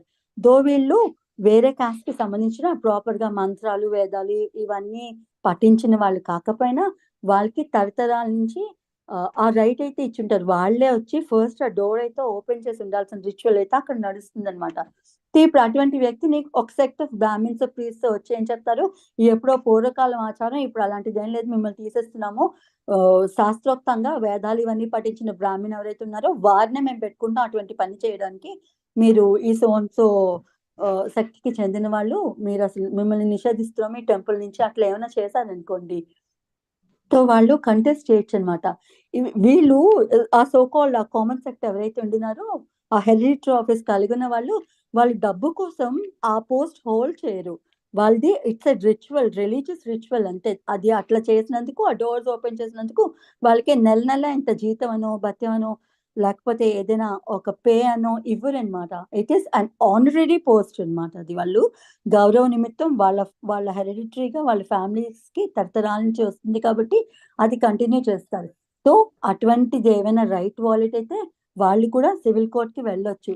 కానీ కంపల్సరీ అంటే మీరు ఇప్పుడు ఆఫీస్ అన్నారు, ఒక పోస్ట్ అన్నారు కదా, ఒక శాలరీ తీసుకోవాలనో, కంపల్సరీగా ఒక పే తీసుకోవాలనో, దానికి సంబంధించి ఒక పర్టికులర్ ఆఫీస్, ఒక ఎస్టాబ్లిష్మెంట్ అది అట్లా ఉండాలనో ఏం లేదనమాట. లేకపోయినా సరే అటువంటి రైట్ ఏమైనా ఇన్ఫ్రింజ్ అయితే హెరిడిటరీ ఆఫీసెస్ కి సంబంధించి yes, you can approach civil court అని చెప్తుంది. Is the section clear? Could I make it clear? Yes, madam. Clear, madam. Completely clear కదా section 9? Yes, madam. Section 9 is very important because అసలు మనం CPC initiate చేయాలి, ఇన్వోకే చేయాలంటే first ఈ civil nature అనేది, అసలు ఆ సబ్జెక్ట్ మ్యాటర్ అనేది ఆ కోర్టుకు ఉంటేనే మనమైతే సివిల్ కోర్ట్ తలుపు అయితే తట్టగలం. తో ఏవి సివిల్ నేచర్ లోకి వస్తాయి, ఏ మ్యాటర్స్ మనం సివిల్ కోర్ట్స్ లోను ఎన్ఫోర్స్ చేసుకోవచ్చు అనేది మనకి తెలిసి ఉండాలి. అంటే ఈ సెక్షన్ 9 మనకి చాలా డీటెయిల్డ్ గా తెలిసే ఉండాలి, both the practitioners as well as the judicial aspirants, right? This is about section 9 andi. If this is clear, I'll move into the other section. Clear, Yeah, madam. please, madam. Yeah, please, madam. Right. Chalo. The other section is section 10. Section 10 ఏం చెప్తుంది? I'll read the section for you. It speaks of stay of suit అని. దీని title stay of suit. Stay అంటే నిలిపేస్తుంది, suit ని నిలిపేస్తుంది. ఎందుకు నిలుపుతుంది? We'll read the section here, why it is so. No court shall proceed with the trial of any suit in which the matter in issue is also directly and substantially in issue in a previously instituted suit, but when the same parties or between the parties under whom they or any of them claim litigating under the same title. I'll stop this here. Parts కింద చదువుకుందాం. Basic గా ఇది ఏం చెప్తుందంటే stay of suit అని చెప్తుంది. ఒక suit ని ఒక కోర్టు నిలిపేస్తుంది, దాని ప్రొసీడింగ్స్ ని నిలిపేస్తుంది. ఎందుకు నిలుపుతుంది అంటే దీని జిస్ట్ ఆఫ్ ఇట్ ఏంటంటే, same parties same subject matter కి సంబంధించి సేమ్ రిలీఫ్ అడుగుతూ సేమ్ ఒక కోర్టులోనూ ఒక మ్యాటర్ ఇనిషియేట్ చేసి ఉండినప్పుడు, ఆల్రెడీ ఒక సూట్ ఫైల్ చేసి ఉండినప్పుడు మళ్ళీ అదే మ్యాటర్ అక్కడ డిలే అవుతుందనో, అది ఇక్కడ డిసైడ్ కాలేదనో, లేదంటే వేరే ఏ ఇతర రీజన్ చేతనో సేమ్ అవే పార్టీస్ అవే సబ్జెక్ట్ మ్యాటర్ కి సంబంధించి అదే రిలీఫ్ అడుగుతూ వేరొక కోర్టులోను వేరొక సూట్ ఫైల్ చేస్తే కనుక ఆ సూట్ ప్రొసీడింగ్స్ ని ఆ సబ్సిక్వెంట్ సూట్ అంటారు. అంటే సెకండ్ టర్మ్ ఫైల్ అయిన సూట్ ఏమైతే ఉన్నిందో ఆ సూట్ ని ఆ పర్టికులర్ కోర్టు ప్రొసీడింగ్స్ నిలిపేస్తుంది అని. ఎందుకు నిలిపేస్తుంది? బికాస్ ఆల్రెడీ సేమ్ మ్యాటర్ కి సంబంధించి సేమ్ పార్టీస్ హియర్ మళ్ళీ అవే పార్టీస్ కావచ్చు, లేదంటే any of them claim litigating under the same title. అంటే ఆ పార్టీస్ లో వాళ్ళ లీగల్ రిప్రజెంటేటివ్స్ కానీ వాళ్ళ లీగల్ రిప్రజెంటేటివ్స్ అందరూ వచ్చేస్తారు కదా, వారు కానీ వాళ్ళ లీగల్ రిప్రజెంటేటివ్స్ కానీ ఇప్పుడు సేమ్ పార్టీస్ అంటే ఏ అండ్ బి కోర్టులోనూ ఒక సూట్ ఫైల్ చేసుకున్నారు, ఏ బికి అగెనిస్ట్ గా, ఎక్స్ అనే కోర్టులోనూ ఒక సూట్ ఫైల్ చేసుకున్నారు, ఇదో ఒక ఇంజంక్షన్ సూట్ అనుకుందామండి. సో అవే పార్టీస్ ఏం చేస్తాయంటే ఇప్పుడు ఒక 10 years ఒక 5 years ప్రొసీడింగ్ నడిచింది, ఎన్ని ఇయర్స్ అవుతున్నా సరే రిలీఫ్ రావట్లేదని ఏం చేస్తారంటే ఏ తాలూకా ఇంకొక రిప్రజెంటేటివ్ ఎవరిని అపాయింట్ చేసి ఏ బదులుగా ఇంకొక రిప్రజెంటేటివ్ ఎవరిని అపాయింట్ చేసి వారి బీకి అగెనిస్ట్ గా వేరే కోర్టులో సూట్ ఫైల్ చేయమని చెప్తారు. సో ఇక్కడ ఏం చెప్తున్నారు, అది కూడా అటువంటిది అలా ఫైల్ అయిన సెకండ్ సూట్ ని కూడా ఆపేస్తారు. బికాస్ పార్టీస్ వీళ్ళు కాకపోయినా వీళ్ళ లీగల్ రిప్రజెంటేటివ్స్ ఫైల్ చేసిన కాన్సెప్ట్ అదే, మ్యాటర్ అదే, సబ్జెక్ట్ మ్యాటర్ అదే, అడుగుతున్న రిలీఫ్ అదే. కాబట్టి ఆల్రెడీ దానికి సంబంధించి మెయిన్ పార్టీస్ ఒక సూట్ ఫైల్ చేస్తున్నారు ఒక కోర్టులో. కాబట్టి ఈ సబ్సిక్వెంట్ సూట్ ఏమైతే ఉన్నిందో దాన్ని ఏ కోర్టులో అయితే ఫైల్ అయినందో ఆ కోర్టు ఆ ప్రొసీడింగ్స్ జరపకుండా నిలిపేస్తుంది. ఇక్కడ కన్సిడర్ చేయాల్సిన పాయింట్ ఏమిటంటే సూట్ యాక్సెప్ట్ చేయకుండా ఆపదు, సూట్ ఇనిషియేట్ చేయకుండా ఆపడం లేదు. సూట్ వేసుకోండి, మీరు సెకండ్ సూట్ వేసుకోండి, థర్డ్ సూట్ వేసుకోండి, ఏమైనా వేసుకోండి. కానీ ఇక్కడ ఏం చెప్తుందంటే second suit already first suit pending ఉంది పలానా కోర్టులో అనేది తెలిసినప్పుడు సెకండ్ సూట్ ప్రొసీడింగ్స్ నిలిపివేస్తుంది అంతనే. ఇన్స్టిట్యూషన్ ఆఫ్ సూట్ ని ఆపదు. This has to be kept in mind. Like institution అంటే ఒక సూట్ ఫైల్ చేయడాన్ని, సెకండ్ సూట్ ఫైల్ చేయడాన్ని ఆ కోర్ట్స్ ఆపవు. దేన్ని ఆపుతుందంటే ప్రొసీడింగ్స్ ఆపేస్తాయి. అగైన్ ఇప్పుడు ఈ కాంటెక్స్ట్ లోను మనం మళ్ళీ డీటెయిల్ గా చదువుకుందాం what section says. Pardon me, I'll have some water.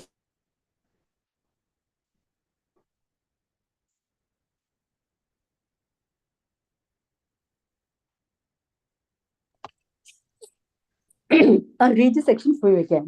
No court shall proceed with the trial of any suit. ఇక్కడ ఏ court? Second court. No court అంటే ఇక్కడ సెకండ్ కోర్ట్ అనమాట. Shall proceed with the trial of any suit in which the matter in issue is also directly and substantially. రెండు పదాలు ఎందుకు వాడారు? ఏ మ్యాటర్ అయితే డైరెక్ట్ గా అండ్ సబ్స్టాన్షియల్ గా అని. అంటే సబ్స్టాన్షియల్ అనే డైరెక్ట్ గా అంటే ఎలానో తెలుసు, ఇక్కడ ఉన్నది అదే మ్యాటర్, అక్కడ ఉన్నది అదే మ్యాటర్. ఇక్కడ ఒక ప్రాపర్టీకి సంబంధించి ఇంజంక్షన్ వేశారు, అక్కడ సేమ్ ప్రాపర్టీకి సంబంధించి ఇంజంక్షన్ వేశారు, రైట్?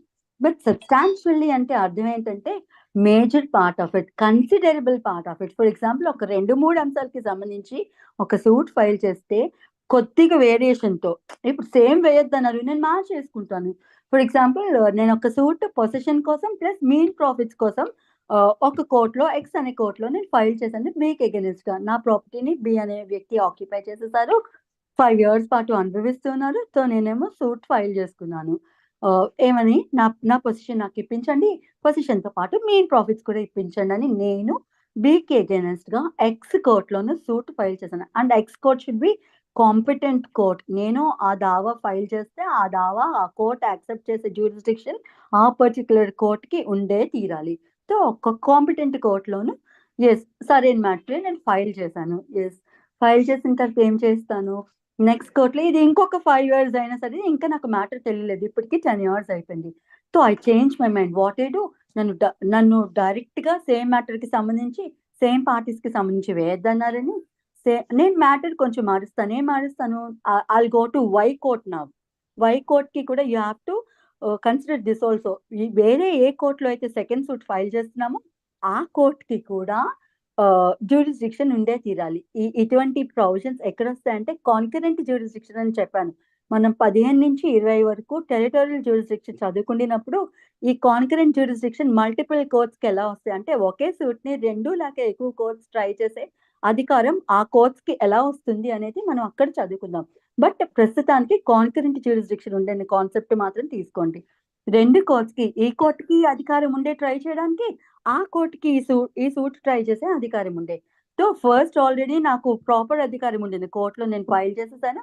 ఇక్కడ 2 రిలీవ్స్ అడిగాను, పొజిషన్ అండ్ మీన్ ప్రాఫిట్స్ అడిగాను. ఈ మ్యాటర్ ఎంతకి ఇక్కడికి తాలేట్లేదని I go to why court and that court also has jurisdiction to deal with us.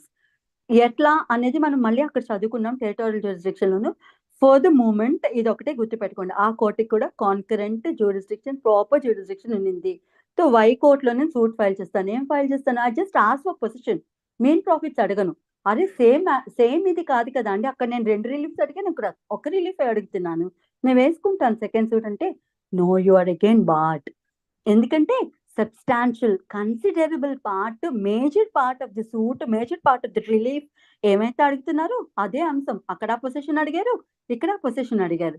So substantial అంటే మేజర్ పార్ట్. ఫస్ట్ సూట్ లో ఏమైతే మేజర్ రిలీఫ్ క్లెయిమ్ చేస్తున్నారో, మెయిన్ ఇంపార్టెంట్ రిలీఫ్ క్లెయిమ్ చేస్తున్నారో అటువంటిది అనమాట. అంటే 100% to 100% సెకండ్ సూట్ లో అడగక్కర్లేదు. 80% of relief already ఒక 100% ఆఫ్ రిలీఫ్ ఒకటి అడిగుంటే, అందులోనూ ఒక 80% of relief with some additions or with some deletions, 80% of matter అదే అయి ఉంటుంది, నేను వేరే కోర్టులో ఫైల్ చేసుకుంటాను. అటువంటప్పుడు దాన్ని సబ్స్టాన్షియల్ పార్ట్ అని పిలుస్తారనమాట. So again I will read this act for you. No section for you. No court shall proceed with the trial of any suit in which the matter in issue, ఏ కోర్టులో అయితే the matter in ఇష్యూలో ఉండిన matter ఎలా ఉందట, is also directly and substantially in issue. ఎక్కడుంది? In a previously instituted suit, previous గా institute చేసిన సూట్ లోను ఇదే మ్యాటర్ డైరెక్ట్ గాను ఇదే మ్యాటర్ ఉంది, లేదా substantial major part of it ఇదే ఉనింది, రైట్? సో అటువంటి సూట్ ఏమైతే ఉనిందో ఎవరి మధ్యన ఉనింది? Between the same parties or between parties under whom they or any of them claim litigating. లిటిగేటింగ్ అంటే గొడవలో ఉన్నారు. సేమ్ ఈ పార్టీ, ఏబి పార్టీ కావచ్చు, లేదంటే ఏ తరపున రిప్రజెంటేటివ్స్ కావచ్చు, లేదా బి తరపున రిప్రజెంటేటివ్స్ కావచ్చు. ఏ చనిపోయారు అనుకోండి, ఇప్పుడు ఏ తాలూకా లీగల్ హెయిర్ ఎవరైతే ఉండినారో, బీయింగ్ ఏ లీగల్ రిప్రజెంటేటివ్, వారి మళ్ళీ బీకి అగెనెస్ట్ గా వేరొక కోర్టులో సేమ్ సూట్ ఫైల్ చేశారు అనుకో, సేమ్ రిలీఫ్ అడుగుతున్న, సేమ్ సబ్జెక్ట్ మ్యాటర్ కి సంబంధించిన సూట్ అనుకో, then also is barred. So the same parties or the parties claiming under the same title. Title అంటే ఏమిటి? మన కాస్ట్ టైటిల్లో పార్టీస్ నేమ్స్ రాస్తాం కదా, ఆ టైటిల్లో ఉండిన పార్టీస్ ఎవరైతే ఉండినారో ఆ పార్టీసే కానీ, లేదంటే ఆ టైటిల్ కింద వచ్చిన పార్టీస్ తాలూకా లీగల్ రిప్రజెంటేటివ్స్ ఎవరైతే ఉండినారో వారి కానీ, వారిని కూడా నిషేధిస్తుంది అనమాట. సో ఏం చెప్తుంది? No court shall proceed with the trial of any suit in which the matter in issue is also directly and substantially in issue in a previously instituted suit. ఇది వరకు ఫైల్ చేసిన ఫస్ట్ సూట్ ఏమైతే ఉండిందో అందులోనూ same మ్యాటరే pending ఉనింది. ఎవరి మధ్యన?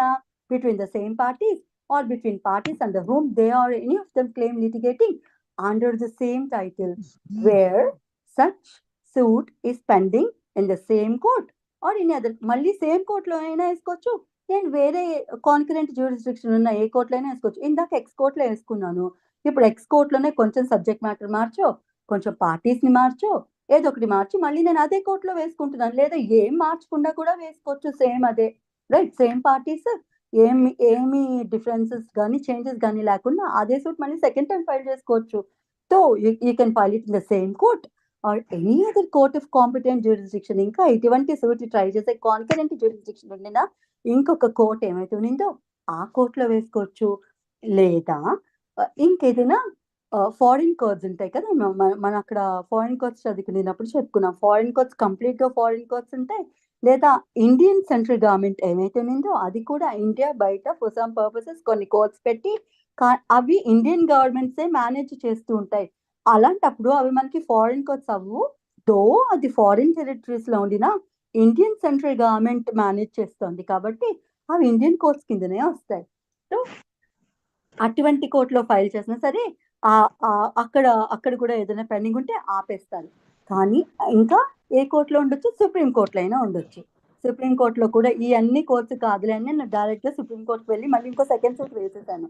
So అక్కడ కూడా ఆ సుప్రీం కోర్టు ఆపేయమని చెప్తుంది. అలా సబ్సిక్వెంట్ గా ఫైల్ చేసిన సూట్ ఏమైతే ఉందో అది ఆపేయమని చెబుతుంది. ఇదే రెస్ సబ్జూడిస్. రెస్ ఈస్ సూట్, సబ్జూడిస్ అంటే stop it for a moment అని. దాని మీద ఏం డెసిషన్ ఇవ్వకండి, పెండింగ్ లో పెట్టండి అని. దీన్ని స్టే ఆఫ్ సూట్ అనేది చదువుకుంటాము. లాటిన్ టెర్మినాలజీలో రెస్ సబ్ జ్యూడిస్ అని చదువుకుంటాం అనమాట. రెస్ రెస్ అనే పదం ఎక్కడ వచ్చినా సరే వచ్చేసి సూట్ అని తీసుకోవాలి, right. Sub judice stop the proceedings అని. Okay, so I think the concept is clear. Again I'll read this. ఎక్కడి నుంచి చదువుతానంటే, in the same court or any other court in India, ఇండియాలో ఉండిన సేమ్ కోర్ట్స్ లేకపోతే concurrent jurisdiction ఉండిన courts having jurisdiction to grant the relief claim. మళ్ళీ ఆ same concurrent court ఏమైతే ఉన్నదో దానికి ఇదే మ్యాటర్ మీద రిలీఫ్ ఇచ్చే అధికారం ఉండుండే అంటే ఆ కోర్టుకి జ్యూరిస్డిక్షన్ ఉంది. ఏ కోర్టుకి? సెకండ్ కోర్టుకి. Or in any court beyond the limits of India, India బయట, బియాండ్ అంటే బయట, beyond the limits of India established or continued. Central government establish చేసినా సరే, లేదంటే ఆల్రెడీ ఎస్టాబ్లిష్డ్ కోర్ట్ కంటిన్యూ చేస్తున్నా సరే, ఎవరు కంటిన్యూ చేస్తున్నారు? By the central government of India and having the jurisdiction. అటువంటిది ఆ కోర్టుకి కూడా మళ్ళీ ఇదే మ్యాటర్ ట్రై చేసే జ్యూరిస్డిక్షన్ ఉండాలన్నమాట. ఫర్ ఎగ్జాంపుల్, ఇలాంటివి ఎక్కడ ఉత్పన్నం అవుతాయంటే ప్రాపర్టీకి సంబంధించి రాకపోవచ్చు, కానీ మ్యారిటల్ రైట్స్ కి సంబంధించి రావచ్చు కదా. ఇక్కడ మ్యారేజ్ అయిన A&Y ఆల్రెడీ ఇక్కడ కోర్టులో సూట్ ఫైల్ చేశారు, కానీ వాళ్ళిద్దరూ వేరే కంట్రీలో, ఏ థాయిలాండో ఏ న్యూజిలాండో వెళ్ళి అక్కడ వర్క్ చేసుకుంటున్నారు అనుకోండి. సో అక్కడ కోర్టులో కూడా వాళ్ళు డివోర్స్ కి ఫైల్ చేసే రైట్ ఉంది అనుకో. అటువంటి కోర్టు మన సెంట్రల్ గవర్నమెంటే కాన్స్టిట్యూట్ చేసి అక్కడ ఇండియన్ సెంట్రల్ గవర్నమెంట్ ఆ కోర్ట్స్ నడిపిస్తుంది అనుకో, ఆ కోర్టులో వాళ్ళు వేసుకున్నారు అనుకోండి. సో అక్కడ కూడా సబ్సిక్వెంట్ గా ఫైల్ అయిన సూట్ ఏమైతే ఉందో దాన్ని ఆపేయమని ఈ సెక్షన్ 10 చెబుతోంది అనమాట. ఆ పర్టికులర్ కోర్ట్ కి సెకండ్ కోర్ట్స్ ఏవైతే ఉంటున్నాయో ఆ సెకండ్ కోర్ట్స్ కి సెక్షన్ 10 ఆర్డర్స్ ఇస్తుంది. Like you not suppose to proceed with the suit because already a suit is pending in some other court. అది let that be decided first. ఎందుకు అప్పుడు second దానికోసం వెళ్ళి ఈ కోర్టు టైం పాడు చేసుకొని ఇట్లా చేసేది అని చెప్పి ఫైలింగ్ ఆఫ్ సూట్స్ ని నిషేధించడానికి ఈ ప్రొవిజన్ అనేది సెక్షన్ 10 లో ఇంట్రడ్యూస్ చేశారనమాట. సో ఆ కోర్టు కానీ ఇంకా సుప్రీం కోర్టులో కానీ మన ఇండియాలో ఉండిన సుప్రీం కోర్టులో కూడా ఫైల్ అయ్యి ఉంటే అప్పుడు కూడా సరే సేమ్ సబ్జెక్ట్ మ్యాటర్ కి సంబంధించి సేమ్ పార్టీస్ కి సంబంధించి సేమ్ రిలీఫ్ అడుగుతూ కనుక సెకండ్ సూట్ ఫైల్ చేస్తుంటే సుప్రీం కోర్ట్ కి కూడా డైరెక్షన్ ఇస్తుంది, అర్జెంట్ గా సూట్ ప్రొసీడింగ్స్ ఆపేయండి అని చెప్పి. This is res sub judice. Is this clear అండి? Clear madam.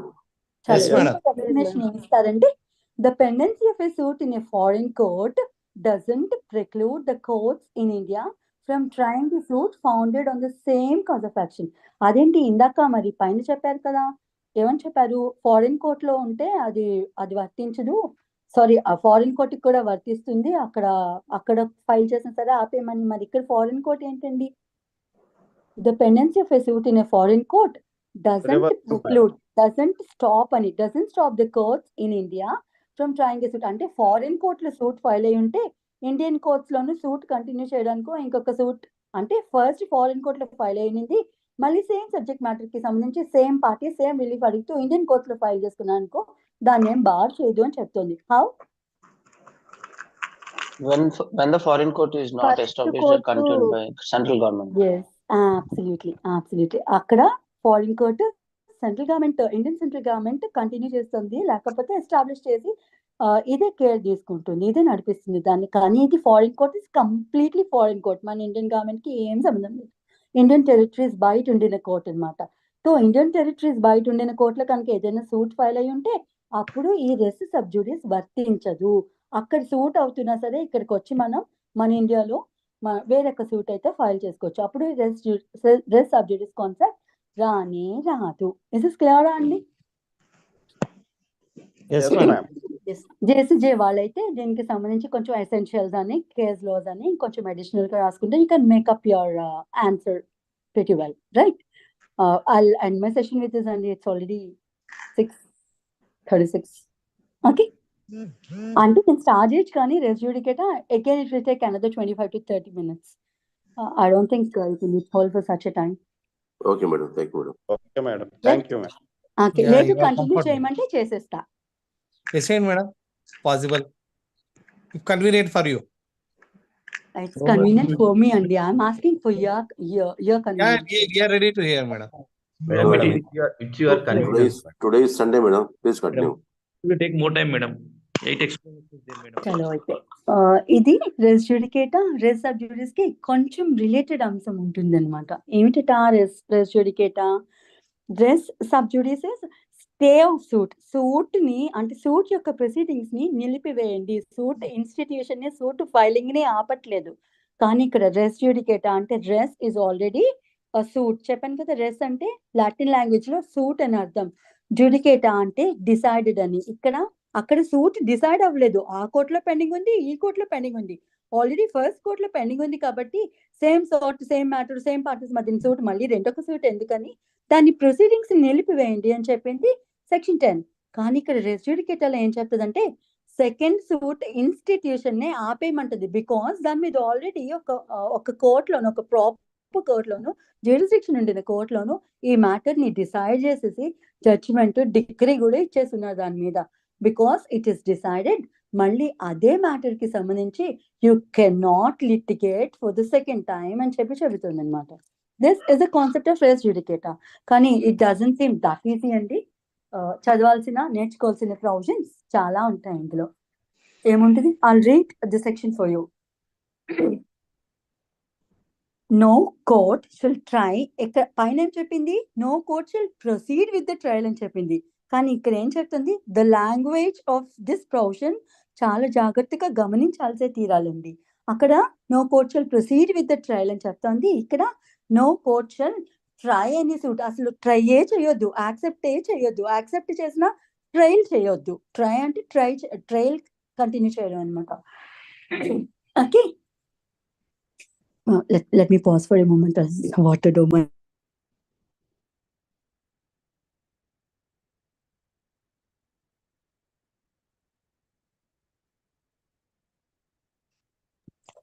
thank you. No court shall try any, bear with my tone, I can't help it. No court shall try a suit or issue. ఇక్కడ ఏం try చేయొద్దని చెప్తోంది?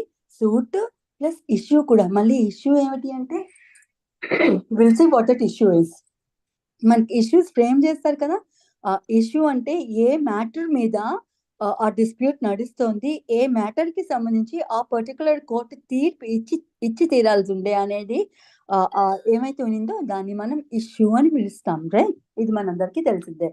So ఏం try చేయొద్దని చెప్తుంది? No court will try any suit or any issue. Suit కాకపోతే suit లో ఏదైనా ఒక 4 ఇష్యూస్ ఉన్నాయి. నేను ఇందాక చెప్పినట్టు ఒక ఇష్యూ ఏమో పొసెషన్, ఒక ఇష్యూ ఏమో మెయిన్ ప్రాఫిట్స్, ఒక ఇష్యూ ఏమో టైటిల్ డిక్లేర్ చేయమని అడుగుతాను నేను. ఇలా 3-4 ఇష్యూస్ ఉన్నాయి. కోర్ట్ డిసైడ్ చేయాల్సిందే నేను ఫైల్ చేసిన దాంట్లో. So complete same suit same reliefs same parties అడుగుతూ వేరొక సూట్ ఫైల్ చేయకూడదు. లేదంటే ఆ సూట్ లో ఏదైనా ఒక ఇష్యూకి సంబంధించి కూడా వేరే సూట్ ఫైల్ చేయడానికి లేదు అనమాట. Right, no court shall try any suit or issue in which the matter directly and substantially in issue. Again directly and సబ్స్టాన్షియల్లీకి ఇందాక చెప్పాను కదా, సేమ్ నిర్వచనం ఇక్కడ కూడా తీసుకోవాలన్నమాట. డైరెక్ట్లీ అంటే టోటల్ అంటే on the face of it same matter.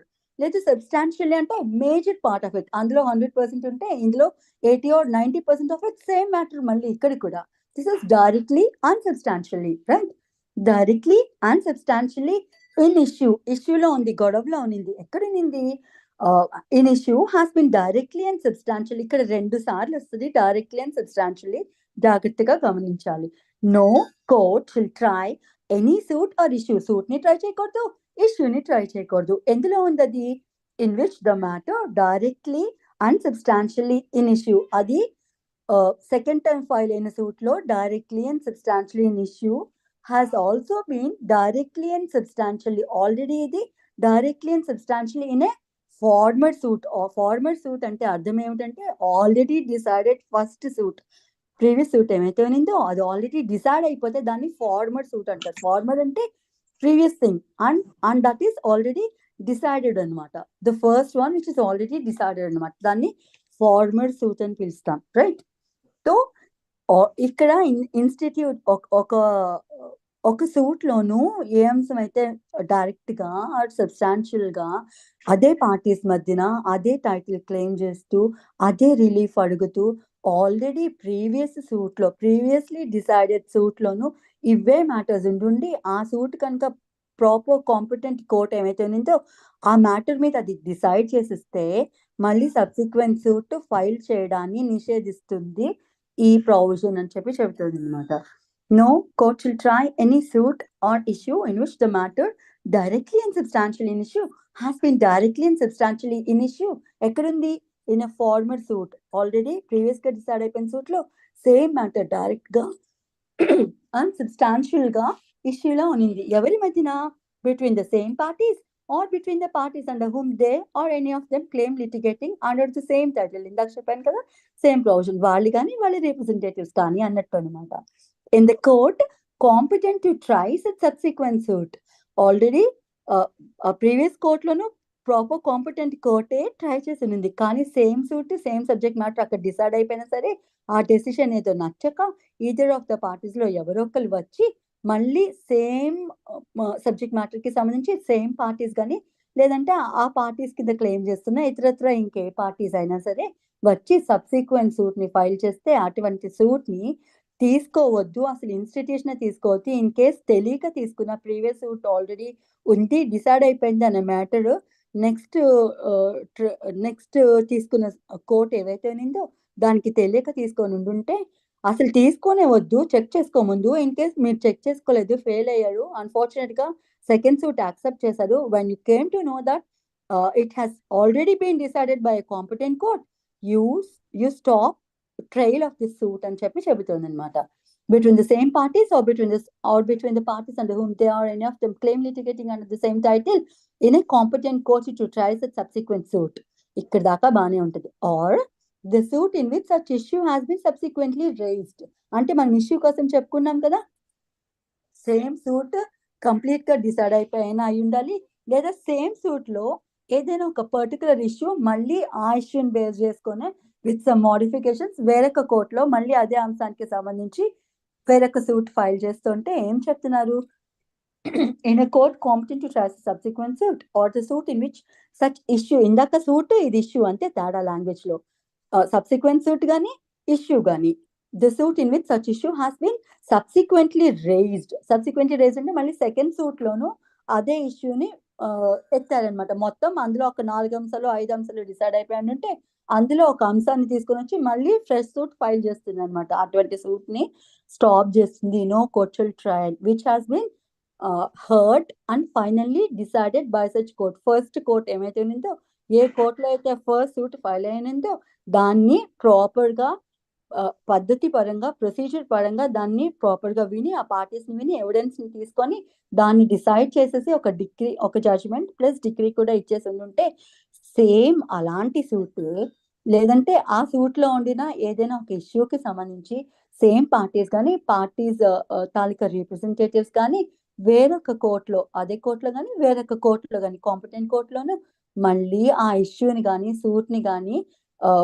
Institute చేయడానికి లేదు. ఇంకా ఇన్స్టిట్యూట్ చేస్తే అటువంటి సూట్ యొక్క ట్రయల్ ని ఆపేయండి అని చెప్పి చెబుతోంది ఇది. ఓకే, అటువంటి సూటే తీసుకోవద్దు అని చెప్పి చెప్తుంది. No court shall try any suit. అటువంటి ఇన్ కేస్ తీసుకొని ఉంటే అటువంటి ట్రయల్ ని ఆపేస్తుంది అనమాట. రైట్, అక్కడ పెండింగ్ లో పెట్టింది, నిషేధించలేదు. ఇక్కడ కంప్లీట్ గా ట్రయల్ నే నిషేధిస్తుంది. ఆ సూట్ ని యాక్సెప్ట్ చేయడాన్ని నిషేధిస్తుంది. ఇన్ కేస్ తెలియక యాక్సెప్ట్ చేస్తే ట్రయల్ ని కంప్లీట్ గా బ్యాన్ చేసేస్తుంది అనమాట. So hope you understand the difference between 10 and 11. Clear అండి ఇది? అక్కడ ఫస్ట్ లో 10 లో కంటిన్యూషన్ లో ఉంటుంది కాబట్టి అక్కడ ఆపింది. ఇక్కడ సస్పెండ్ చేస్తారు, అక్కడ సస్పెండ్ చేస్తారు. కంప్లీట్లీ ఆపేసి. ఎస్, డన్, అబ్సల్యూట్లీ అదే మ్యాటర్ ఇక్కడ. సో దీనికి మళ్ళీ ఒక 8 ఎక్స్ప్లెనేషన్స్ ఇస్తారు ఇందులో. అంటే పైన చెప్పింది ఏమైనా ఎవరికైనా కన్ఫ్యూజన్ ఉందేమో క్లారిఫై చేస్తూ నేను ఇంకా డీటెయిల్డ్ గా చెప్తున్నాను. ఒక 8 ఎక్స్ప్లెనేషన్ ఇస్తాను, చదువుకోండి అని చెప్పింది. ఏం చెప్తోంది ఎక్స్ప్లెనేషన్ 1 లో? The expression former suit shall denote అంటే shall mean అని, indicate అని.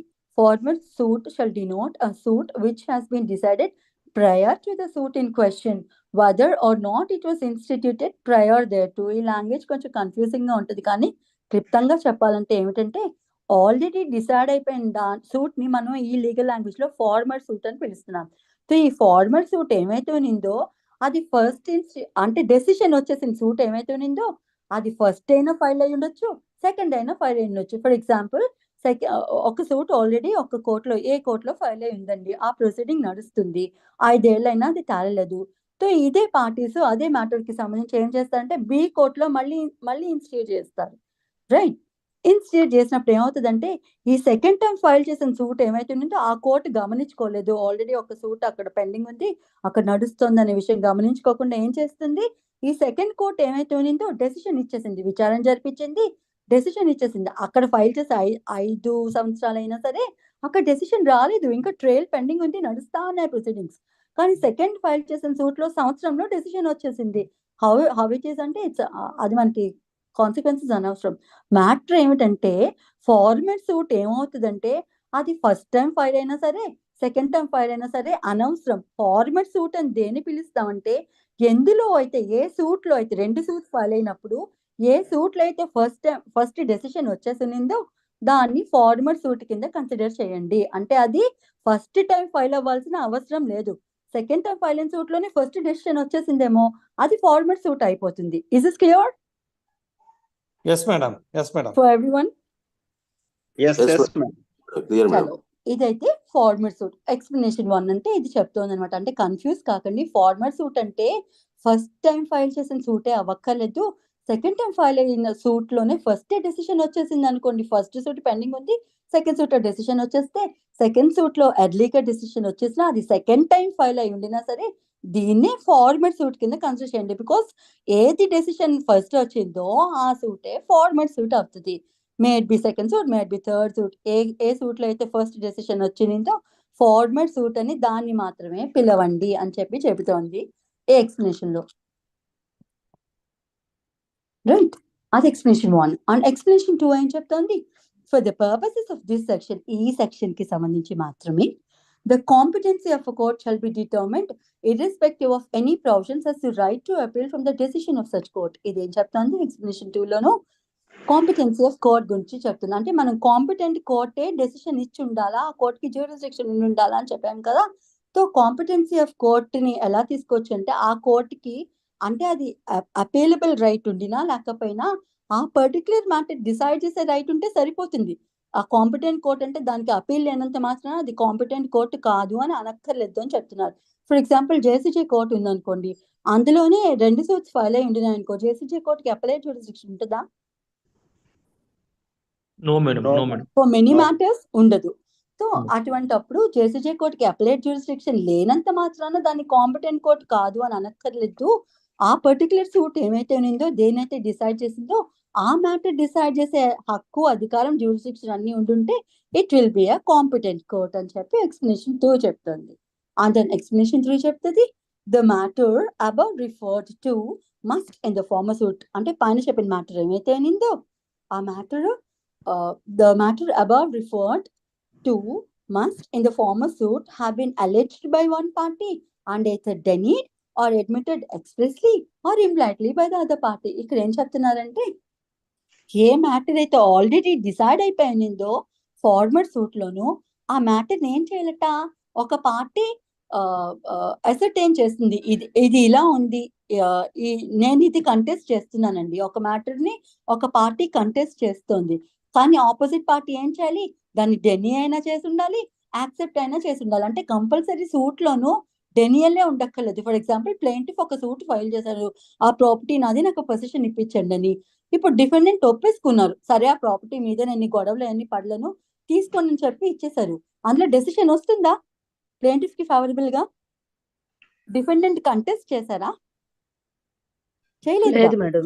లేదు సో మేడం. కంటెస్ట్ చేసినా చేయకపోయినా అనవసరం. ఒక పార్టీ యాక్సెప్ట్ అయినా చేయొచ్చు, డెనీ అయినా చేయొచ్చు. కానీ ఒక పార్టీ అసర్ట్ చేస్తోంది ఈ మ్యాటర్ ఆఫ్ ఫ్యాక్ట్ ఇదని, ఇంకొక పార్టీ డెనీ అయినా చేయొచ్చు, దాని ఆపోజిట్ పార్టీ యాక్సెప్ట్ అయినా చేయొచ్చు, అండ్ దాని మీద మాత్రం డిసిషన్ వచ్చేసి ఉండాలి. అది third explanation, right? And then fourth explanation is very very important explanation for both the practitioners as well as the judicial aspirants. ఏం చెప్తోంది ఎక్స్ప్లెనేషన్ 4 ని కన్స్ట్రక్టివ్ రెస్ జుడికేటా అనే టైటిల్ కింద చదువుకుంటాం. ఇక్కడ ఏమైనా అది మెన్షన్ చేసి ఉంటుందా అంటే మెన్షన్ చేసి ఉండదండి. It's what you call the anonymous name అన్నట్టు అనమాట. దానికి ఆ పేరు ఉందని చాలా మందికి తెలియదు, బికాస్ ఇక్కడ రాసి ఉండదు కాబట్టి. కానీ ఎక్స్ప్లెనేషన్ 4 పైన రాసుకోండి, కన్స్ట్రక్టివ్ రెస్ జుడికేటా అని. తెలియని వాళ్ళు, తెలిసిన వాళ్ళకి కాదు, రైట్? కన్స్ట్రక్టివ్ రెస్ జుడికేటా అంటే ఏమిటి అంటే డీమ్డ్ రెస్ జుడికేటా అన్నట్టు. అంటే originally it is not res judicata, but you have to consider this as res judicata. ఈ అంశం రెస్ జుడికేటా కిందనే అవుతుంది అని. ఏంటి అవుతుందట deemed res judicata? Any matter which might or ought, అంటే either of the parties ఏం చేయాలట, ఒక మ్యాటర్ ని ఆ matter which might or ought to have been made a ground of defense or attack. ఒక మ్యాటర్ ఉంటుంది సబ్జెక్ట్ సూట్ లోని ఏదైతే ఇష్యూ నడుస్తుందో ఆ ఇష్యూ ఒక పార్టీకి డిఫెన్స్ అయి ఉండొచ్చు, లేదా అదే మ్యాటర్ ని సబ్స్టాన్షియేట్ గా తీసుకొని వేరొక పార్టీని అటాక్ అయినా చేసి ఉండొచ్చు. అంటే ఇది ప్లేంటిఫ్ కి డిఫెండెంట్ కి వర్తిస్తుంది అనమాట. డిఫెన్స్ కింద తీసుకునేది డిఫెండెంట్, అటాక్ చేసేది ప్లేంటిఫ్ కదా. సో ఏ మ్యాటర్ అయినా సరే అటాక్ చేయడానికైనా వాడుకోవచ్చు, లేదా డిఫెండ్ చేసుకోవడానికైనా వాడుకోవచ్చు.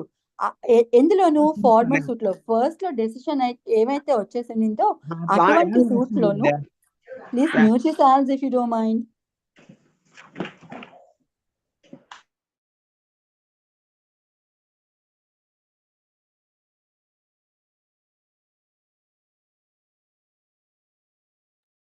Please, madam. Madam, you are in mute, madam. Right. Thank you, Triptay garu. I'll tell you again, like constructive res judicata concept ఏమిటి అంటే any matter which might or ought, తీసుకొనైనా ఉండాలి, తీసుకోనైనా ఉండొచ్చు, కానీ తీసుకోలేదన్నమాట. ఏం తీసుకోలేదు? Any matter which might or ought to have been made a ground of defence. దాన్ని ఒక పార్టీ డిఫెన్స్ కింద తీసుకోవచ్చు, లేదా వేరొక పార్టీ అటాక్ చేయడానికైనా ఆ పర్టికులర్ ఇష్యూ ఏమైతే ఉన్నిందో, పర్టికులర్ మ్యాటర్ ఏమైతే ఉన్నిందో దాన్ని కోర్టులోనూ మనం ప్రెజెంట్ చేసుకొని ఉండాల్సింది. కానీ ఆ ఆప్షన్ ఉండినా సరే ఆ ఆప్షన్ ఉండిన పార్టీ ఎవరైతే ఉండినారో దాన్ని ఎక్సర్సైజ్ చేసుకోలేదు. ఫర్ ఎగ్జాంపుల్, నేను ఒక సూట్ ఫైల్ చేస్తున్నప్పుడు నా ప్రాపర్టీని ఎవరు అన్ఆథరైజ్డ్ గా ఆక్యుపై చేస్తున్నప్పుడు నేను I have right to ask for position as well as for the main profits. కానీ నేను ఏం చేస్తాను, మెయిన్ ప్రాఫిట్స్ అడగడం మానేస్తాను, ఓన్లీ పొజిషన్ అడుగుతాను. So I can make it a defence or as a matter of thing attack అయినా చేయొచ్చు ఒక ఇష్యూకి సంబంధించి అదే సూట్ లో. కానీ నేను దాన్ని నిర్లక్ష్యంగానో తెలియకో what are it may be contest చేయడం మానేశాను, ఆ మ్యాటర్ అక్కడ ఎత్తడం మానేసిన తర్వాత ఏం చేస్తాను, ఆ సూట్ అయితే అక్కడ డిసైడ్ అయిపోయింది, ఈ మ్యాటర్ అయితే నేను అక్కడ ఎత్తలేదు. ఆ తర్వాత డిగ్రీ వచ్చేసాక నేను నాలుగు ఖర్చుకొని అయ్యయ్యో నాకు ఈ మ్యాటర్ తెలియలేదే, మెయిన్ ప్రాఫిట్స్ కూడా నేను క్లెయిమ్ చేసి ఉండొచ్చు కదా, క్లెయిమ్ చేయలేదు అని మళ్ళీ సేమ్ అదే పార్టీకి అగెనెస్ట్ గా అదే సబ్జెక్ట్ మ్యాటర్ అవుతుంది కదా, అదే ప్రాపర్టీ అవుతుంది కదా. కానీ ఇక్కడ రిలీఫ్ ఏం క్లెయిమ్ చేస్తాను, సిమిలర్ రిలీఫ్. అక్కడ ఆల్రెడీ నేను ఆ రిలీఫ్ ని క్లెయిమ్ చేసి ఉండాల్సింది, లేదంటే దాన్ని ఆ పర్సన్ అటాక్ చేయడానికో లేకపోతే నన్ను నేను డిఫెండ్ చేసుకోవడానికో ఆ మ్యాటర్ నేను అక్కడ వాడుకొని ఉండాల్సింది, బట్ నేను వాడుకోలేదు. దానికి సంబంధించి నేను మళ్ళీ ఒక సెకండ్ సూట్ ఫైల్ చేస్తే నో, యూ ఆర్ బార్డ్. ఇది రెస్ జుడికేటా కిందనే భావిస్తుంది కోర్టు. మీరు అక్కడ తీసుకునే ఆప్షన్ ఉన్నా మీరు తెలిసి తీసుకోలేదో, తెలియక తీసుకోలేదో, అజ్ఞానంలో తీసుకోలేదో నాకు అనవసరం, మీరైతే తీసుకోలేదు, ఆ ఛాన్స్ ని యూటిలైజ్ చేసుకోలేదు. Now you cannot file a second suit for this అని చెబుతోంది. అందుకనే దీన్ని కన్స్ట్రక్టివ్ రెస్ జుడికేటా అని చెప్పి పిలుస్తారు అనమాట. Is this clear? Did I make this clear? Yes, madam. Chalo, this is explanation for anamata. Any matter which might or ought to have been made a ground of defense or attack in such former suit. Already decide అయిపోయిన suit లోని ఈ matter అక్కడ raise చేయాల్సి ఉండే, కానీ నేను option తీసుకోలేదు. So దాన్ని ఏం చేస్తుందంటే court, it shall be deemed to have been a matter directly and substantially in issue in such suit. Already నేను అక్కడ తీసుకున్నట్టుగానే భావిస్తుంది, ఆ ఇష్యూ అక్కడ ఉండినట్టుగానే భావిస్తుంది అనమాట. So it will be deemed to be res judicata. And మళ్ళీ అదే అంశం నేను వేరొక సూట్ ఫైల్ చేసుకొని ఎత్తడానికి, ఇంకొక ప్రొసీడింగ్ ఫైల్ చేసుకొని ఎత్తడానికి లేదు, క్లెయిమ్ చేసుకోవడానికి లేదు అనమాట. This is constructive res judicata under explanation 4. Explanation 5 చెప్తుంది, any relief claimed in the plaint which is not expressly granted by the decree shall for the purposes of this section be deemed to have been refused. Simple గా అర్థం ఏమిటంటే నేను 5 reliefs కోర్ట్‌ని లేదా ఒక 3 reliefs అడిగాను court. ఇందాక చెప్పినట్టు title అడిగాను, టైటిల్ డిక్లేర్ చేయమని అడిగాను, నా పొజిషన్ నాకు ఇప్పించమని అడిగాను, మెయిన్ ప్రాఫిట్స్ అడిగాను. కానీ ఆ పర్టిక్యులర్ ఫస్ట్ కోర్ట్ ఏదైతే ఉందో ఫస్ట్ డెసిషన్ ఇచ్చిన కోర్ట్ ఏమైతే ఉన్నిందో ఆ కోర్ట్ ఏం చేస్తుంది 2 ఇష్యూస్ మీద అయితే డిక్రీ ఇచ్చేస్తుంది. 3 ఇష్యూ మీద సైలెంట్‌గా ఉన్నింది. ఫర్ ఎగ్జాంపుల్ టైటిల్ నీదే, ఇదిగో నీకు టైటిల్ డీడ్స్ ఉన్నాయి. Yes you are absolutely the owner of it. తీసుకో టైటిల్ ఇచ్చేసాను. అండ్ దెన్ పొజిషన్ అడిగారు. యెస్ టైటిల్ ఉండినప్పుడు ఆబ్వియస్లీ పొజిషన్ మీ దగ్గర ఉండాలి కాబట్టి you are the rightful owner. తీసుకోండి. పొజిషన్ కూడా ఇచ్చేసాను. కానీ it was silent on the main profits. Main ప్రాఫిట్స్‌కి సంబంధించి ఏమీ మెన్షన్ చేయలేదు ఆ డిక్రీలోను. తో దాన్ని ఏం తీసుకోమన్నారో అర్థము, కోర్టు నీకు అర్హత లేదు అందుకనే ఇవ్వలేదు కాబట్టి కోర్ట్ ఆల్రెడీ పరిశీలించి ఆ ఇష్యూ మీద మీకేం రిలీఫ్ ఇవ్వలేదు కాబట్టి అది ఆల్రెడీ డిసైడ్ చేసినట్టే లెక్క. దానికోసం మెన్షన్ చేయనంత మాత్రాన మళ్ళీ ఇంకొక సూట్ ఫైల్ చేసుకొని నేను మెయిన్ ప్రాఫిట్స్ అడుగుతాను అని కాదు. అట్లా అడగడానికి లేదు. Because the court is silent on that particular relief అంటే అర్థం ఏం తీసుకోవాలి, కోర్టు మీకు ఆ రిలీఫ్ గ్రాంట్ చేయనట్టే లెక్క. తో దాని మీద రెస్ జ్యుడికేటా అప్లై అవుతది. You cannot ask for the అన్లెఫ్ట్ రిలీఫ్ ఇన్ అనదర్ సూట్ అన్నమాట. This is the 5th explanation. And then 6th explanation చెప్తుంది where persons litigate bona fide. Bona fide అంటే ఇన్ గుడ్ ఫెయిత్ అన్నమాట. సదుద్దేశంతోనే అన్ని తెలిసి ఒక మంచి నమ్మకంతోనే ఒక కేసునైతే వాళ్ళు ఒక సూట్‌నైతే వాళ్ళు లిటిగేట్ చేసుకున్నారు. వేర్ పర్సన్స్ లిటిగేట్ అంటే సూట్ ఫైల్ చేసుకొని దాని మీద ప్రొసీడింగ్స్ జరిపించుకుంటున్నారు. They fighting in the court of law అని. Right. Where persons litigate bona fide. Bona fide అంటే ఇన్ గుడ్ ఫెయిత్ అన్నమాట. వాళ్ళకి లోపల ఏమి మాలిఫైడ్స్ లేవు. అంటే దురుద్దేశాలు ఏం లేవు. వాళ్ళకి తెలియదు అది. సదుద్దేశంతోనే నేను చేస్తున్న పని కరెక్ట్ అనుకునే రైట్ 2 పార్టీస్ కరెక్ట్ గానే ప్రొసీడ్ అవుతున్నారు అనే ఉద్దేశంలోనే వాళ్ళు వెళ్ళిపోతున్నారు అనమాట. Where persons litigate bona fide in respect of a public right or a private right. అది ప్రైవేట్ రైట్ కి సంబంధించి గొడవ పడుతూ ఉండొచ్చు కోర్టులోనే, లేదంటే public right. I told you the difference between a public right and private right. Right. So ఈ public right కి సంబంధించి అయినా ఉండొచ్చు, ప్రైవేట్ రైట్ కి అయినా సంబంధించి ఉండొచ్చు. Claimed in common for themselves or for others. All persons interested in such right shall for the purposes of this section be deemed to claim under the persons so litigating. ఇది ఇట్లా చదివితే అర్థం కాదు. దీని కాన్సెప్ట్ కూడా మనం synaptic గానే తీసుకోవాలి. ఇది రిప్రజెంటేటివ్ సూట్స్ కి వర్తించే ప్రొవిజన్ అండి. రిప్రజెంటేటివ్ సూట్ అంటే ఏమిటి కూడా చెప్పాను.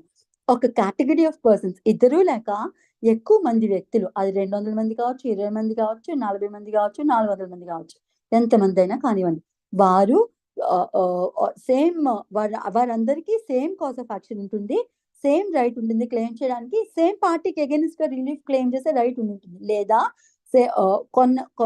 ఒక వ్యక్తి వీరందరికీ అగైన్స్ట్ గా ఏదైనా ఒక దావా ఫైల్ చేసి ఉండాలా, ఇట్లా ఏదైనా. సో బై ఆర్ అగైన్స్ట్ రెండు వస్తాయి. ఫైల్ చేస్తే representative suit has been filed by the representative అంటారు. లేదు if is defending by representative అంటారు. So what are be the concept, అదొక రిప్రజెంటేటివ్ సూట్ అనమాట. కొంతమంది పర్సన్స్ ఇప్పుడు 70 మందికి అగైన్స్ట్ గా ఏదైనా ఒక ప్రాబ్లం అరైజ్ అయి ఉంటే 70 మంది కోర్టుకి వెళ్ళి 70 సూట్స్ ఫైల్ అయితే court time waste, filing of suits కూడా మల్టిప్లిసిటీ ఆఫ్ సూట్స్ పెరిగిపోతే కోర్ట్ టైం వేస్ట్. సో ఇట్లా అన్ని జరుగుతాయి. కాబట్టి ఈ రిప్రజెంటేటివ్ సూట్స్ అనే కాన్సెప్ట్ అయితే సిపిసిలో అయితే ఆర్డర్ 1లోను రూల్ 8లోను ఇంట్రడ్యూస్ చేయడం జరిగింది. మనం అక్కడ చదువుకుందాం డీటెయిల్ గా. సో ఆ రిప్రజెంటేటివ్ కాన్సెప్ట్ లో ఇక్కడ తీసుకోవాల్సింది ఏంటంటే, రిప్రజెంటేటివ్ కాన్సెప్ట్ లోను అంటే ఇప్పుడు 70 మందికి అగైనెస్ట్ గా సూట్ ఫైల్ అయింది, లేదా 70 మందికి అగైనెస్ట్ గా ఏ ఇద్దరు పర్సన్స్ రిప్రజెంట్ చేస్తున్నారు కోర్టుకి వెళ్ళి. రోజు 70 మంది ప్రతి ప్రొసీడింగ్ కి కోర్టుకి వెళ్ళక్కర్లేకుండా వాళ్ళు ఏం చేస్తారంటే ఒక రిప్రజెంటేటివ్ ని పెట్టుకున్నారు. ఆ రిప్రజెంటేటివ్ వీరి బదులు కోర్టులోను ప్రొసీడింగ్స్ అన్ని వారే చూస్తున్నారు. రైట్. సో ఈ సందర్భంలో ఏం చెప్తోందట రెస్ జ్యుడికేటాకి సంబంధించి, ఈ 70 మందికి అగైనెస్ట్ గా ఏదైనా రిలీఫ్ ఇచ్చున్నారనుకోండి, రెస్ జ్యుడికేటా ఈ 70 మందికి వర్తిస్తుంది. దో వాళ్ళు పర్సనల్ గా కోర్టుకి ఆ 70 మంది వచ్చి 70 మంది కోర్టు ముందు నుంచొని కోర్టు ముందు హాజరు కాకపోయినా అన్ని ప్రొసీడింగ్స్ కి ఆ సూట్ కనుక వాళ్ళకి అగైనెస్ట్ గా వచ్చినా ఫేవరబుల్ గా వచ్చినా ఆ 70 మందికి ఆ డెసిషన్ ఏమైతే ఉన్నిందో అది వర్తిస్తుంది. రేపు పొద్దున్న వచ్చి అరే అది వాళ్ళు కంటెస్ట్ చేశారు, నేను వాళ్ళకి ఇవ్వలేదనో, లేదంటే నాకు ఆ కోర్టు ఇచ్చిన డెసిషన్ నచ్చలేదు, నేను పర్సనల్ గా కంటెస్ట్ చేయలేదు, నా బదులు ఇంకెవరో కంటెస్ట్ చేశారు, అట్లా కాదు, నేను నా ఇండిపెండెంట్ గా ఫైల్ చేసుకుంటాను, కంటెస్ట్ చేసుకుంటాను, మళ్ళీ రేపు పొద్దున ఇంకేమైనా సూట్ ఫైల్ చేస్తారేమో అని దానికి కూడా రెస్ జ్యుడికేటా అప్లై చేస్తారనమాట. రిప్రజెంటేటివ్స్ కి కూడా, రిప్రజెంటేటివ్ సూట్స్ కి కూడా రెస్ జ్యుడికేటా అప్లై అవుతుంది అని చెప్పేది ఈ ఎక్స్ప్లెనేషన్ 6. క్లియర్ అండి for everyone? Yes, madam. Clear, madam. చలో ఎక్స్ప్లెనేషన్ 7 ఏం చెప్తోంది? The provisions of this section shall apply to the proceeding for the execution of a decree and references in this section to any suit issue or former suit shall be construed as references respectively to a proceeding for the execution of a decree or question arising in such proceedings and a former proceeding in such execution of such decree. ఇవి కూడా ఈ language of it 10-15 సార్లు com గా కూర్చొని చదివితే తప్పితే ఈ language అర్థం కాదు. కానీ సింపుల్ గా ఆ సింగిల్ సెంటెన్స్ లో చెప్పాలంటే res judicata will be apply to execution proceedings also. Execution proceedings కి కూడా రెస్ జ్యుడికేటా అప్లై అవుతుంది అని చెప్తుంది అనమాట. సో ఆల్రెడీ ఒకసారి ఏదైనా ఎగ్జిక్యూషన్ కి వెళ్ళి దాని మీద ఏదైనా రిలీఫ్ పొందిన తర్వాత మళ్ళీ అదే మ్యాటర్ కి సంబంధించి ఇంకొకసారి ఎగ్జిక్యూషన్ కి వేసుకోవడానికి లేదు. You are bound by this section అనమాట. To res judicata applies on the execution proceedings 2 అని చెప్పేది explanation 7. And then explanation 8 is a bit complicated. పెద్ద అర్థం కాకపోయినా నష్టం లేదు. An issue heard and finally decided by a court of limited jurisdiction competent to decide such issue shall operate as res judicata in a subsequent suit, notwithstanding that such court of limited jurisdiction was not competent to try such subsequent suit in which a suit has been subsequently raised. ఇది కూడా అర్థం కాదు, but నేను చెప్తాను what it is. For example ఇటువంటి ఈ explanation 4 దేనికి సంబంధిస్తుందంటే బైఫోకేషన్ of districts places జరిగినప్పుడు ఒక కోర్టుకు ఉండిన జ్యూరిస్డిక్షన్ ఏమైతే ఉంటుందో పార్ట్ ఆఫ్ ఇట్ తీసేసి ఇంకొక కోర్టుకి ఇచ్చినప్పుడు అక్కడ ఉత్పన్నమైన ప్రాబ్లమ్స్ ఏమైతే ఉంటున్నాయో దానికోసం క్లారిటీ ఇచ్చేదే ఇది అనమాట. I'll tell you for example A అనే కోర్టుకి ఒక సర్టైన్ జ్యూరిస్డిక్షన్ ఉంది. ఒక 6 ఏరియాస్ కి సంబంధించి జ్యూరిస్డిక్షన్ ఏ అనే కోర్టుకి ఇచ్చారు. కానీ ఆ తర్వాత డిస్ట్రిక్ట్ బైఫర్కేషన్ లేకపోతే ఆ ఊరు బైఫర్కేషన్ ఏదో ఒకటి జరిగింది అనుకోండి, డివిజన్ ఆఫ్ డిస్ట్రిక్ట్స్ జరిగింది అనుకోండి, అప్పుడు ఏం చేస్తారంటే కొన్ని ల్యాండ్స్ ఈ కోర్టు జ్యూరిస్డిక్షన్ లోకి రావనుకో, అప్పుడు ఏం చేస్తుందంటే కొన్ని ఏరియాస్ ని విడదీసేస్తుంది. ఒక 2 ఏరియాస్ ని ఏ కోర్టు జ్యూరిస్డిక్షన్ నుంచి తీసేసి బి కోర్టుకి ఇచ్చింది. కానీ ఇది దట్ బీయింగ్ ఏ పార్ట్ దాన్ని అట్లానే పెడితే ఇప్పుడు ఏ కోర్టులోనూ ఒక ల్యాండ్ కి సంబంధించి ఇష్యూ నడిచే దాని మీద డెసిషన్ వచ్చేసింది. వచ్చినప్పుడు ఆ డెసిషన్ నచ్చిన వాళ్ళు ఎవరైతే ఉన్నారో ఇప్పుడు అదే మ్యాటర్ బైఫికేషన్ అయిపోయిన తర్వాత ఫైల్ చేయాల్సి వచ్చినప్పుడు ఏ కోర్టులో ఫైల్ చేయడానికి అధికారం ఉండదు. బికాజ్ అది ఆ 2 ప్లేసెస్ వేరే బి కోర్టుకి వెళ్ళిపోయాయి కదా, అందులో ఫాలో అవుతుంది దాని jurisdiction. So next time original గా సెకండ్ టైం ఎప్పుడైనా సరే, సెకండ్ టైం కాదండి, అంటే ఫస్ట్ టైం బైఫికేషన్ అవ్వక ముందు ఏ కోర్టుకి అయితే జ్యూరిస్డిక్షన్ ఉందో ఆ కోర్టు పరిధి నుంచి ఆ జ్యూరిస్డిక్షన్ తీసేసి బి కోర్టుకి ఇచ్చినప్పుడు ఇప్పుడు ఏం చెప్తున్నారంటే ఫస్ట్ ఏ కోర్టులో డిసైడ్ అయిపోయిన సూట్ ఏమైతే ఉన్నిందో అది దాని మీద రెస్ జ్యుడికేటా వర్తిస్తుంది. మళ్ళీ పార్టీస్ తెలివితేటలుగా ఏం చేస్తారంటే ఇప్పుడు ఈ కోర్టుకి జ్యూరిస్డిక్షన్ లేదు కదా, ఏ కోర్టుకి జ్యూరిస్డిక్షన్ లేదు, ఇప్పుడు అదే కేసుని ఫ్రెష్ గా ఫైల్ చేసుకోవాలంటే బి కోర్టుకి ఉంది జ్యూరిస్డిక్షన్ కానీ ఏ కోర్టుకి లేదు. సో నేను ఫ్రెష్ సూట్ ఫైల్ చేసుకుంటాను, నాకు ఆ ఏ కోర్టు ఇచ్చిన డెసిషన్ నాకు నచ్చలేదు, ఈదర్ ఆఫ్ ద పార్టీ అట్లా అనుకొని ఏం చేస్తారంటే బి కోర్టులోను ఫ్రెష్ సూట్ ఫైల్ చేయడానికి వెళ్తున్నారు అనుకో, no you stay back, you not permitted. అది మీరు సూట్ ఫైల్ చేసినప్పుడు ఆ particular court is of competent jurisdiction, దానికి ఆ పర్టికులర్ సూట్ ట్రై చేయడానికి అప్పట్లో జ్యూరిస్డిక్షన్ ఉండుండే ప్రాపర్ గానే అన్ని ట్రై చేసి ప్రాపర్ ప్రొసీజర్ ఫాలో అయ్యి డెసిషన్ ఆర్డరో డిగ్రీయో ఇచ్చునింది. మళ్ళీ మీరు ఇప్పుడు ఇదే వంకతోనూ ఇప్పుడు దానికి జ్యూరిస్డిక్షన్ లేదు కదా అని ఫ్రెష్ కోర్టులోను ఫ్రెష్ సూట్ ఫైల్ చేయకండి, రెస్ జ్యుడికేటా అప్లై అవుతుంది అని చెబుతోంది. ఇంతనే 8 explanations. Could I make it clear? Yes, madam. Madam. So all the 3 sections are very much clear అని నేను అనుకుంటున్నానండి. ఎవరికైనా డౌట్స్ ఉంటే చెప్పొచ్చు. 9, 10 and 11 are clear? Clear, madam. చాలా వెరీ గుడ్. సో మ్యామ్ ఇందాక సుప్రీం కోర్టులో అయినా వేసుకోవచ్చు అని చెప్పారు కదా మేడం. అవునండి. అప్పుడు సుప్రీం కోర్టుకి ఒరిజినల్ జ్యూరిడిక్షన్ ఉన్నట్టేనా మేడం? ఈ కాన్సెప్ట్ తెలియాలంటే మీరు ఆర్టికల్ 131 చదువుకోవాలి మా. వాళ్ళు అపీల్కి వెళ్ళారు, సెకండ్ సూట్ వేసుకొని ఉంటున్నారు కదా, అది అప్పీల్ అయినా కావచ్చు, లేదంటే ఒరిజినల్ జ్యూరిస్డిక్షన్ ఉందా లేదా అంటే నేను తిరుపతి గారైనా అడిగారు సుప్రీంకోర్టులోని వేసుకోవచ్చా వేసుకోకూడదా అని. ఎస్ మేడం, నేనే madam. I answered it over there అండి, మీరు గమనించారా లేదో చూసిన మేడం, చూసిన మేడం, చూసిన. సుప్రీం కోర్ట్ కి ఆర్టికల్ 131 కింద ఒరిజినల్ జ్యూరిస్డిక్షన్ సివిల్ మ్యాటర్స్ లో ఉంటది. అది ఓన్లీ 2 మ్యాటర్స్ కి సంబంధించే ఉంటది. ఏ మ్యాటర్స్ అవి? సుప్రీం కోర్ట్ లో ఒరిజినల్ జ్యూరిస్డిక్షన్ అంటే ఏం చెప్పానండి, ఫస్ట్ టైము అదే కోర్టులోను ఆ సూట్ ని ఆ ప్రొసీడింగ్ ని ఇన్స్టిట్యూట్ చేసే రైట్ ఏమైతే ఉంటే ఆ కోర్టుకి ఒరిజినల్ జ్యూరిస్డిక్షన్ ఉన్నట్టు లెక్క. మరి సుప్రీం కోర్ట్ అల్టిమేట్ కోర్టు కదా, అక్కడే ఫస్ట్ టైం సూట్ ఫైల్ చేయడం అంటే ఎస్, కొన్ని 2 మ్యాటర్స్ కి సంబంధించి ఫస్ట్ సూటో ప్రొసీడింగ్ ఏదైనా ఫైల్ చేయాల్సి ఉంటే ఆ 2 మ్యాటర్స్ ఫస్ట్ అక్కడనే ఫైల్ చేసుకునే అర్హత అయితే ఉండుంటది.